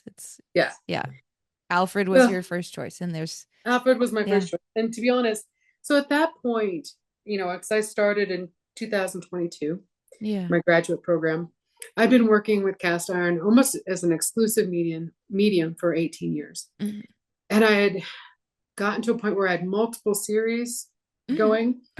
I had, a pretty, like, what I was considering to be a maturing body of work. And I was showing it in different places. I had work in different sculpture parks at this point. And I was really interested in expanding my material focus was the biggest thing. And so that's really what it came down to. Was I knew that if I went to Hayes, it would be going a little bit further down the rabbit hole of the foundry as being the primary way of making, where Alfred was about opening the doors to some new materials. And it's exactly what I did. I jumped headfirst into, not technically, working with glass. Working with neon. Both of those are my two main materials while I was in my graduate program. And in fact, I didn't do any iron casting while I was in grad school for my grad program. It was like I had compartmentalized it. It was running current to my grad, because I was still pouring in the summers, making molds and traveling to some pours, but none of that work was showing up in my crits, and none of it was showing up, as far as the work that I was doing for my grad, like research. Yeah. So So at that time, I was, like I said, the casting did translate though into the glass casting that I was learning. Yeah. I'd done a little bit of glass blowing when I was at SAW, and I knew how incredibly technical Hmm. that way of making is. And I only had a Yeah. 2-year grad program, and I was like, I'm not spending my entire grad program getting mediocre at being a glass blower. Yeah, I hear that. You know, I've never experienced it, but I've friends that are quite proficient at glass blowing, and that's what I've heard is it takes 5 to 7 years to be yeah, okay. And it's yeah, like, whoa, like that's a material yeah, learning curve yeah, there. Yeah. yeah. And so I learned enough to understand how to like participate in a group, to do some bit work and to do some of the basics of the material like manipulation. Yeah. But yeah, kind of went back to like I don't have time for in 2 years. So, but the casting, we did a lot of glass casting, and that's where Alfred's facilities are pretty top notch, in that it has a completely separate furnace for casting glass. Okay. Most places have to change their furnace setup to cast and then go back and forth between casting and blowing. So we were able to do a lot of glass casting, and that all of my casting experience did translate in terms of mold making and these types of things. But in other ways it didn't. So there were the failures of like understanding how much more fickle glass is as a material. It's its coefficient of reduction and expansion and contraction make it much more finicky in terms of combining it with other materials, like figuring out how to actually work with it in such a way that it wouldn't shatter. I was always trying to combine it with other things that it wasn't compatible with, and just learning learning the programming of how to anneal it, all these kinds of things. But I think for me it was this beautiful counterpoint after having worked with iron for so long, which I kind of described earlier as having this sort of intensity to it. The way it interacts with light is more like it absorbs a lot of light, although it can be reflective.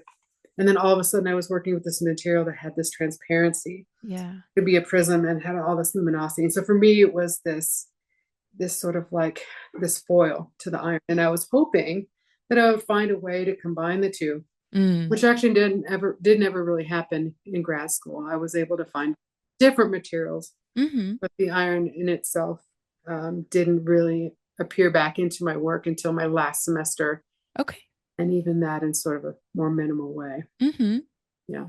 That's okay. There's seasons in life, There's right? yeah, there's Yeah. a And season. honestly, like as I'm hearing this, it's funny because this isn't the way that I thought I had no idea that this was going to be what you focused on, in your grad part of your career. And so Mhm. in a way I'm thinking, well, that's like incredibly mature and I can't think of the right word right now, like kind of like awe-inspiring to me that you would be able to, like you said, compartmentalize or like sequester yourself. Okay, this is something that you obviously love Mhm. for doing Yeah. it for so long and being so invested in it and keeping on growing your practice for it. But to be able to say, okay, I'm going to set this aside to grow my practice in a different way, Mhm. that is really inspiring to me. Well, thank you. And then what happened after that? Like, so then what Yeah. happened? So yeah. So, and just to give you a little bit more context, not belabor Yeah. the point, but I went from the single material focus and making work in this sort of way that was like figuring out the engineering of it and making these cool objects. And for me, it was more and more about like, I'm going to make this really cool thing. This is really rad. And it's going to be fire and it's going to be great. But there wasn't this intellectual baseline. It wasn't coming from this standpoint of these artists that I was really respecting at the time, that were starting with some sort of concept that they were trying to investigate. And I just wasn't thinking about work in that sort of way. And that's one of the main reasons why I went to grad school, is like I wanted to get into that academic environment, but I wanted to start thinking about art in in a different way, and in a faceted way that I don't think I would have ever gotten to without putting myself into that position. And that is what ended up happening, because it became then less about like, oh, I know this material and I'm gonna make something, but more about like figuring out what I'm even trying to communicate, how to do that successfully, and then having the idea up front and making something with the correct material. And so it became less of finding the junk on the side of the road that I built a sculpture out of, and that being the thing that started the idea. And it moved into this understanding of like, I'm talking about time, when I'm talking about these surfaces that degrade, and this aesthetic preference that I've had throughout my life of these surfaces that are kind of like breaking down, that is about time. It's about this passage of time. Well, what does that mean? What am I talking about? And so then it became more of a specific interest in okay, I think this medium will be a better use to try and communicate this idea. But then also just to expand my capacity for communicating into new materials and then combining them. And so I think that the biggest shift really is that once I took neon, and Sarah Blood is the neon professor at Alfred, and it's pretty amazing. She's a sculptural neon artist, which means that she spends less time like building text, but more time using the medium of neon to create sculpture. And that biggest shift came from, instead of making this object that you revolve around and view, now kind of flipping that coin and creating something that you're immersed in, and that you are then like fully involved and become kind of an unwitting participant. And so really during that time period, I was really interested in reflection and light and what that was doing in terms of your own body mechanics. I was creating objects that didn't animate until you moved. You actually had to like physically move around or in front of a piece.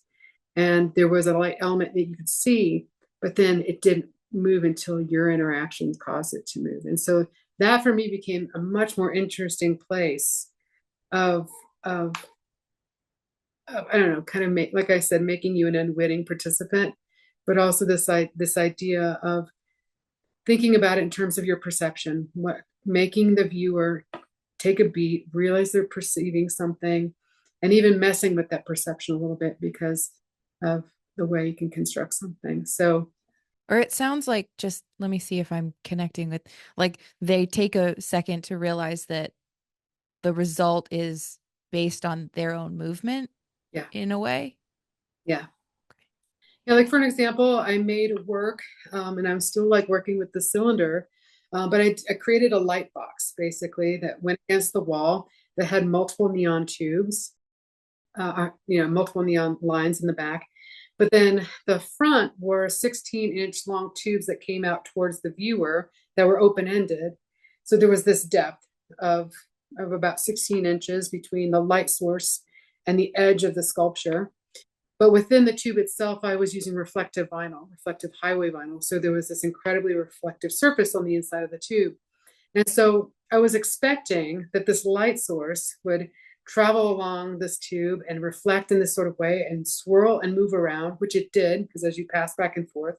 But what I wasn't expecting, and this is another moment of these surprises, was that the tubes themselves, the way, that end became a disc, to where when you stood in front of it and you stopped moving, your eyes actually, the mechanics of your perception and the way we perceive three-dimensional space would get tricked.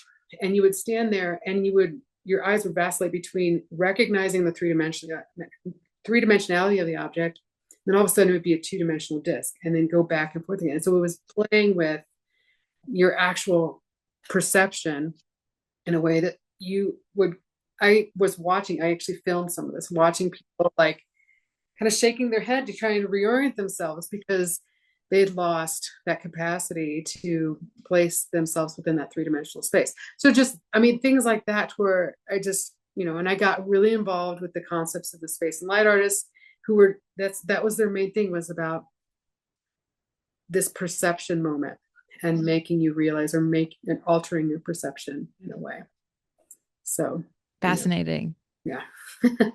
So that's currently where I am in terms of my own work, in terms of, what I'm wanting to investigate, before I got my current job at Mexico Highlands University. Yes, congratulations. Thank you. Thank you. I was setting myself up for applying to grants to try and get some research to go and investigate light and phenomenon and things like that. So that is still kind of the basis of what the conceptual basis for what I'm interested in terms of my own work. But I am now fully back into a very integrated foundry practice because And school just started, like when is it yeah, in August? It starts mid-August. So you're yeah, about a month in? yeah, August 12th. Oh, So okay, a little yeah, more it than was a a month. little bit earlier this school. So yeah, it was an interesting, I graduated in May, turned my thesis in on May 7th.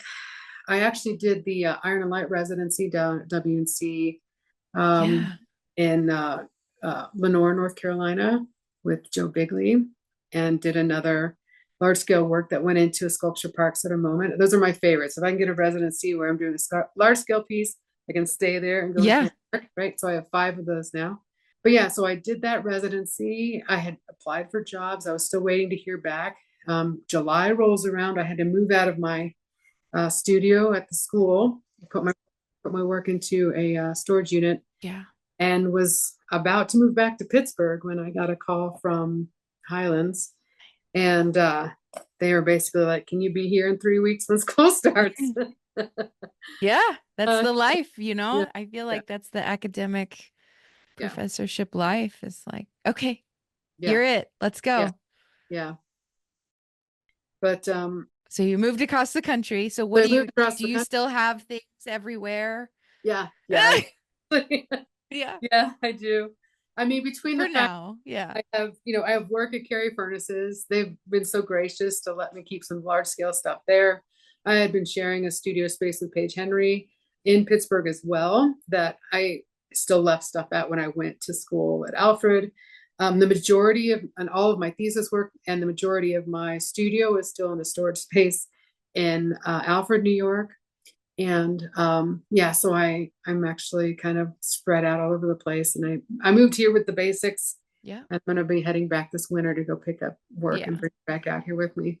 Of course. But but yeah, it's been a really fast shift into taking an academic position. And it's funny because while I was in grad school, myself and one other woman in my cohort, we were always asked if we wanted to teach afterwards. And both of us were like, that's not our main goal. Like we're here to expand our work and expand the way we think about our work. And it Yeah. just wasn't, because there were some people there that were very specifically wanting, Yeah. academic work afterwards.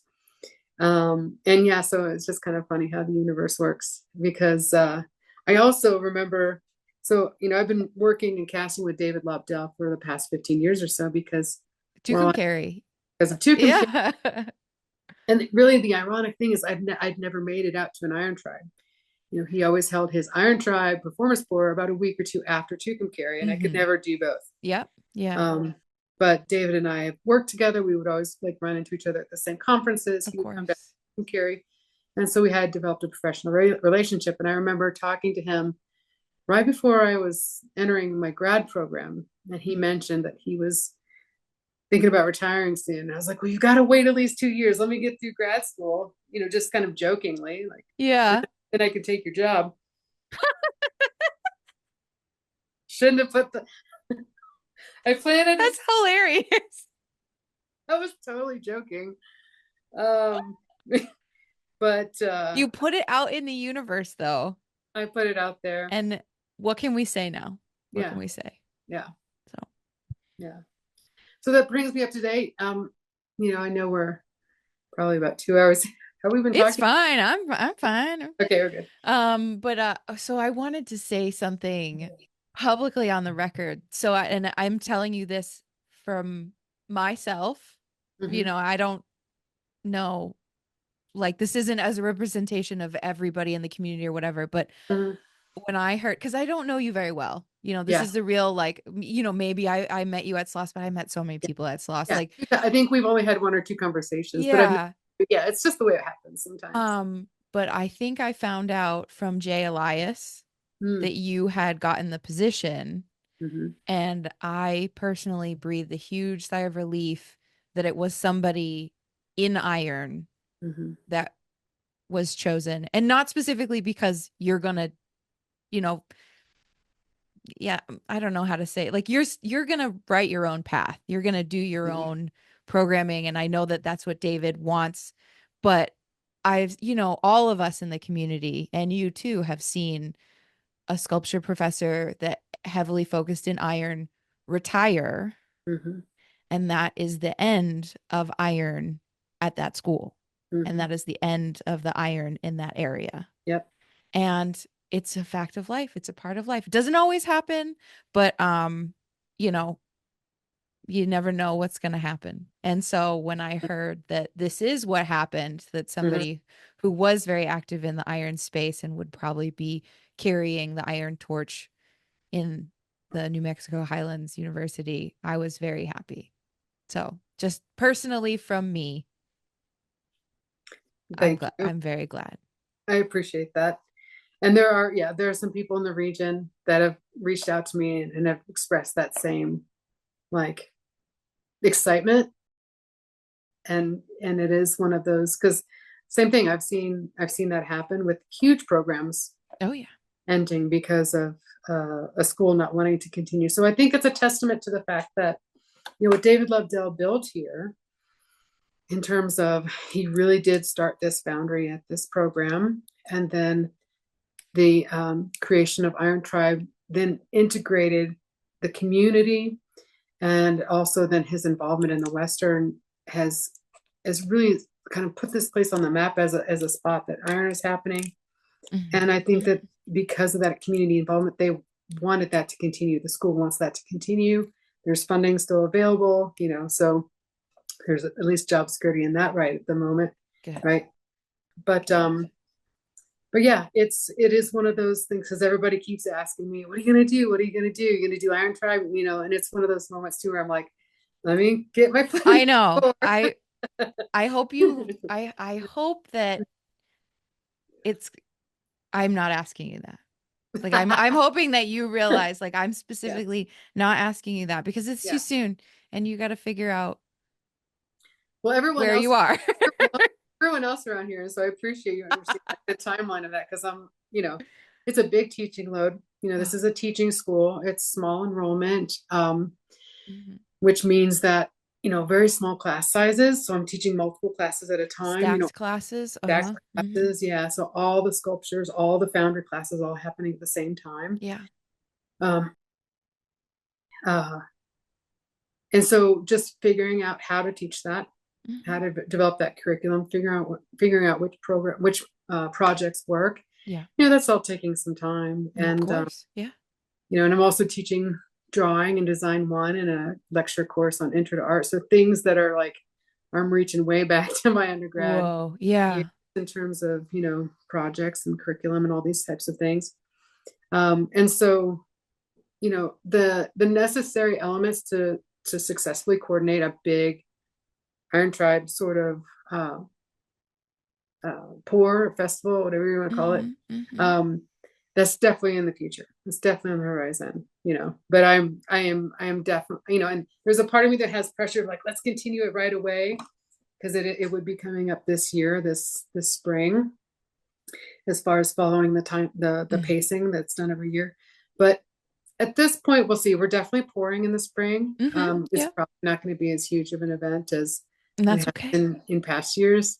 And that's Um, okay. And it yeah. it didn't, I mean, when you listen to David talk about how Iron Tribe started Mhm.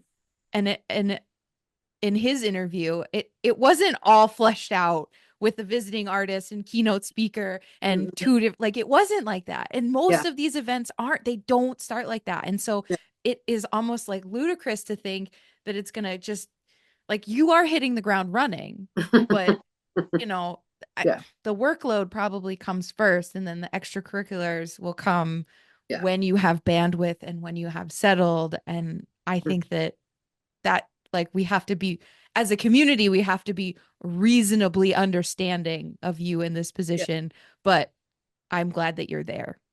And I appreciate you hearing me that, because I think there's the pressure is probably coming from myself to like, let's do it now. But at the same time, I also have recognized like it's a lot of work. It's a lot of kind of figuring out what's going on.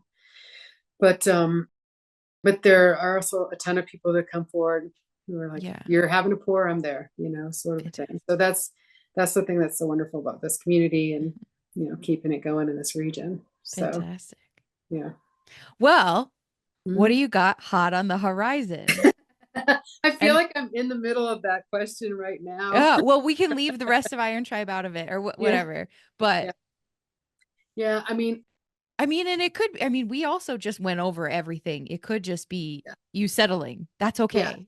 That's Yeah. okay. And I think that's why when you've asked me that question, it was this moment of like, well, my hot on the horizon is this thing that I've just went through in terms of Yes. coming out west and moving here. And thankfully, my time in New Mexico working in Tucumcari has made me familiar enough with the state that I kind of knew what I was getting into because Yeah. it's really, really beautiful here. There's a lot of, it's maybe few and far between, but a lot of people very heavily invested in the foundry and working and having things, wanting things to continue in a big sort of way. Mm. Um, yeah, so right now, I have kind of like personal ambitions of being able to continue my neon practice. So that Yes. means building up my own studio, figuring out some regional connections. There's a little bit going on in Santa Fe, a little bit going on in Albuquerque, and a Mm-hmm. lot of it going on in Phoenix, but that's 8 hours away. Yeah. So trying to continue that line Mm-hmm. of my own personal practice. But in terms of the iron, it's definitely about I'm going to take a little time figuring out what the evolution is from the Iron Tribe culture and then into what I would like to develop because it's definitely going to be performative. That's the baseline for all of my work right now, anyways, Yeah. and kind of figuring out what that looks like. Yeah, so I'd say hot on the horizon. I'm right in the middle of that hot on the horizon moment. It's every day, but just for the listeners out there, just know performative iron is going to continue out here at Highlands and in New Mexico.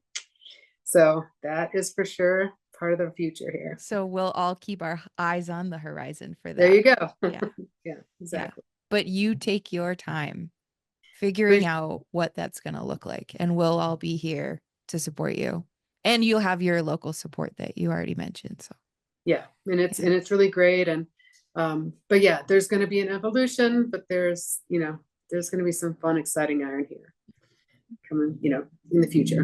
Absolutely. Yeah. Yeah. I can't see it going any other way. So, Either. um, so now we're at the point in the interview where I ask you if you have any advice for our listeners.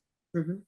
For me, it's about I've gone through periods in my own career, in my own life, where I felt like I wasn't ever going to get back into being an artist again, or I was never going to be able to have sculpture be the main part of my life. But I kept things going in some small ways. Mm-hmm. For me, it was traveling to Tucumcari, being involved in the symposium so I could kind of keep that little flame alive, right? Yeah.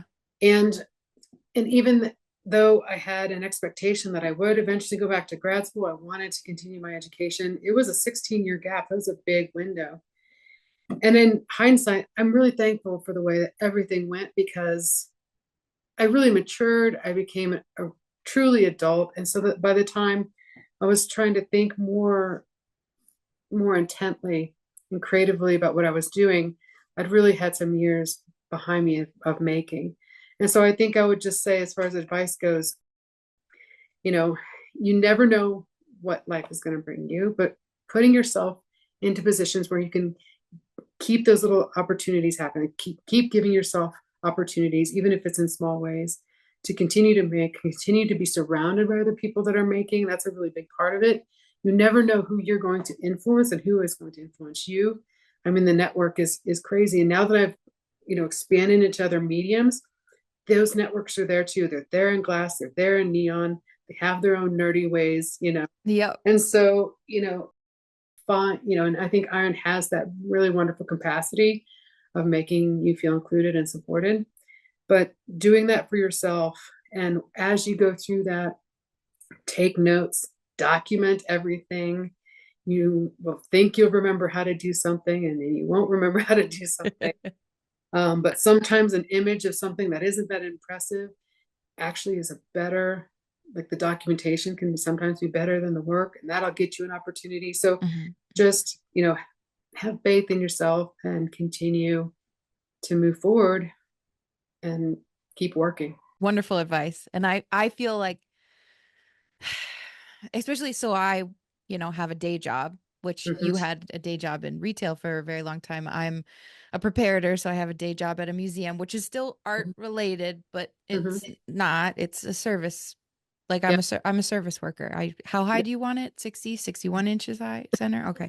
And so Yeah. to hear that encouragement of just keep going, like you were talking about before, being a weekend warrior, Mm-hmm. and it will lead to great opportunities. It really hits me where I need to hear it. So Yeah. thank you. But I think too, because I've talked to a lot of people who, if they are going through a lull in their creative output, we as artists, like when we're truly artists, we have a lot of it's very hard emotionally. I Mm, think we have a lot of maybe even guilt, but you know, yeah. we have a lot of self-criticism when we're not working, and that can be really tough. So I think acknowledge it, allow yourself to have those emotions, but be aware that like you don't have to be so hard on yourself. These things come in waves. It waxes and wanes in terms of your opportunities for output. Like right now, I've had to put my personal like art making on the back burner. I'm Yeah. focusing on being an educator, and it's a wonderful experience. So, there's just keep, keep going. It'll come back around. So, I love that. Thank you. you're welcome. Well, it's time to go on over to the after show. Mhm. And yeah, I honestly I kind of want to just talk to you a little bit about I like I know I Yeah, was like yeah, I notice I'm not asking you about Iron Tribe, but then I want to tell you what I think.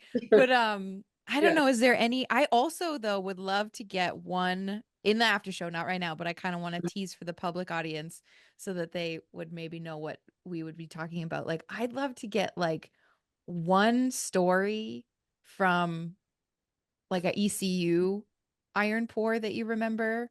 And then even though you weren't doing concentration of iron work at Alfred, but they would have pours and Yeah, we only had one pour while I was in grad school, but I traveled for a lot of pours. okay. So I'd there love were, to like have maybe like one or two very memorable iron pour, yeah, you know, yeah. So so let's say goodbye to because yeah, I didn't prompt you on this before. Sometimes I remember to, but I just think I yeah. was distracted.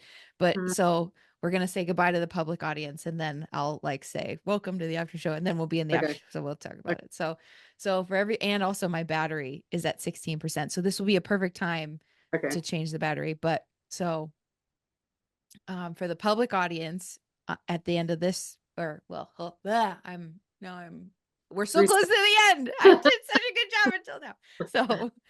So for the public audience to end this public portion of the interview, Rhiannon, thank you so much for letting me talk to you and ask you all these questions about your iron journey and Mhm. your artistic journey. And it's just been really great honor to get to know you better and now know you as a colleague. So thank you so much. Yeah, thank you for the interview, and I feel really fortunate to be, you know, in this arena with all these peers that I've looked up to for so many years. So I appreciate it. Thank you for the opportunity. Yeah. Well, you earned it. You really did. Thank you. All right, everybody, if you want to join us in the after show and hear what we're talking about over there, you know what to do. But if not, thanks so much for tuning in, and we'll see you in the next one. Thank you so much for tuning in today. This conversation doesn't have to end here. To gain access to the after show where Rhiannon and I continue our discussion, visit the website patreon.com/thepodcastiron. And for as little as $1 a month, which is $12 a year, you can gain access to the after show recordings from every episode that's ever been published. And so if you're new here, the after show is just an extra 15 to 20 minutes, sometimes more, Most of the time it's a half an hour, but it depends on the guest. We'll talk a little bit more candidly and share at least one more story behind the privacy of the paywall. So yes, if you sign up now today at any level of contribution, you'll get access to listen to the after show from this episode and all of the other shows from all of our earlier episodes. And $1 really will make a difference to subsidize the costs that I undertake to host the podcast publicly, and then you get the private after shows. So it's a win for everyone. And additionally, just recently, I found out that I can list the after shows for a one-time purchase. And so if you're not interested in becoming a monthly Patreon paying member and you want to purchase the after show from just today's episode, then you can do that. But also, if you want to see an after show from a specific person, you can purchase any one after show episode, either the audio version or the video version, for only $5. And that's a brand new feature on Patreon. So I believe that you'll have access to the post forever if you purchase it. But if somebody does purchase it, can you just let me know how it works? Because they don't really tell us, and there's not a lot of information out on it now. But you can just pay $5 and listen to a specific episode. I'm hoping as many times as you want, but it's still a very new and exciting development that will help people be able to purchase if they only want one after show episode. So it's really a cool little development. But in conclusion of this public portion of the episode, I hope that you've enjoyed listening to this interview as much as I enjoyed learning about Rhiannon's journey through life and the development of her artistic practice. I personally found her persistence and passion very inspiring. Rhiannon, thank you so much for allowing me to interview you for this podcast. I believe that your story will help people feel more confident in their lives, especially if they're currently working a non-art related job, to keep their artistic passion alive. So you truly do demonstrate that there's no one clear-cut path for an artist's life, but your consistency and determination prove that hard work does pay off. So congratulations one last time on landing the sculpture instructor and foundry director position at New Mexico Highlands University. And I can't wait to meet you in person at the end of this month at the Western Conference. And now thank you to the top supporters of this episode for helping me to afford to continue offering this show. Thank you to the Mid-South Sculpture Alliance for your support of this episode, as well as your elevation of the field of sculpture and your support of individual sculptors by providing networking, education, and exhibition opportunities. Thank you, Sloss Metal Arts, for being a top supporter and also for your year-round work as a National Center for Iron Casting and Metal Art, and for offering our community visiting artist and resident artist opportunities, as well as hosting our national conference. Thank you to the Metal Museum for your support of this podcast and for offering our cast iron art community such amazing exhibition and learning opportunities, as well as foundry apprenticeships. In my opinion, the Metal Museum is one of the premier places in the world to learn the art of iron casting, and so to have a museum of this caliber exhibitioning works by artists in our tribe, it's such a great honor and a gift. Thank you to the Western Cast Iron Art Alliance for being a top supporter of the show, and I am honored and encouraged to have your support. Thank you for all the work that you do in service of the Western region of the U.S. and its cast iron artists. So yes, in closing, thank you to all of our top supporters, but also all of our individual supporters on Patreon. The funds that everybody contribute are invaluable to help me to continue to put out this show, and it just means a lot to have a little bit of income generated from all the work that I've been doing. So if you don't have it in your budget to support the podcast Iron on Patreon, I understand. And instead, if you could please share this podcast with someone that you think would be interested in listening or watching, I'll appreciate that just as much. Honestly, anything and everything helps. And I say thank you from the bottom of my heart. If you want to get in touch with me, you can email me at thepodcastiron@gmail.com. Thanks again for listening and watching. I'm sending you all my love always, and I can't wait to share the next episode with you. I'll talk to you soon, and have a great day.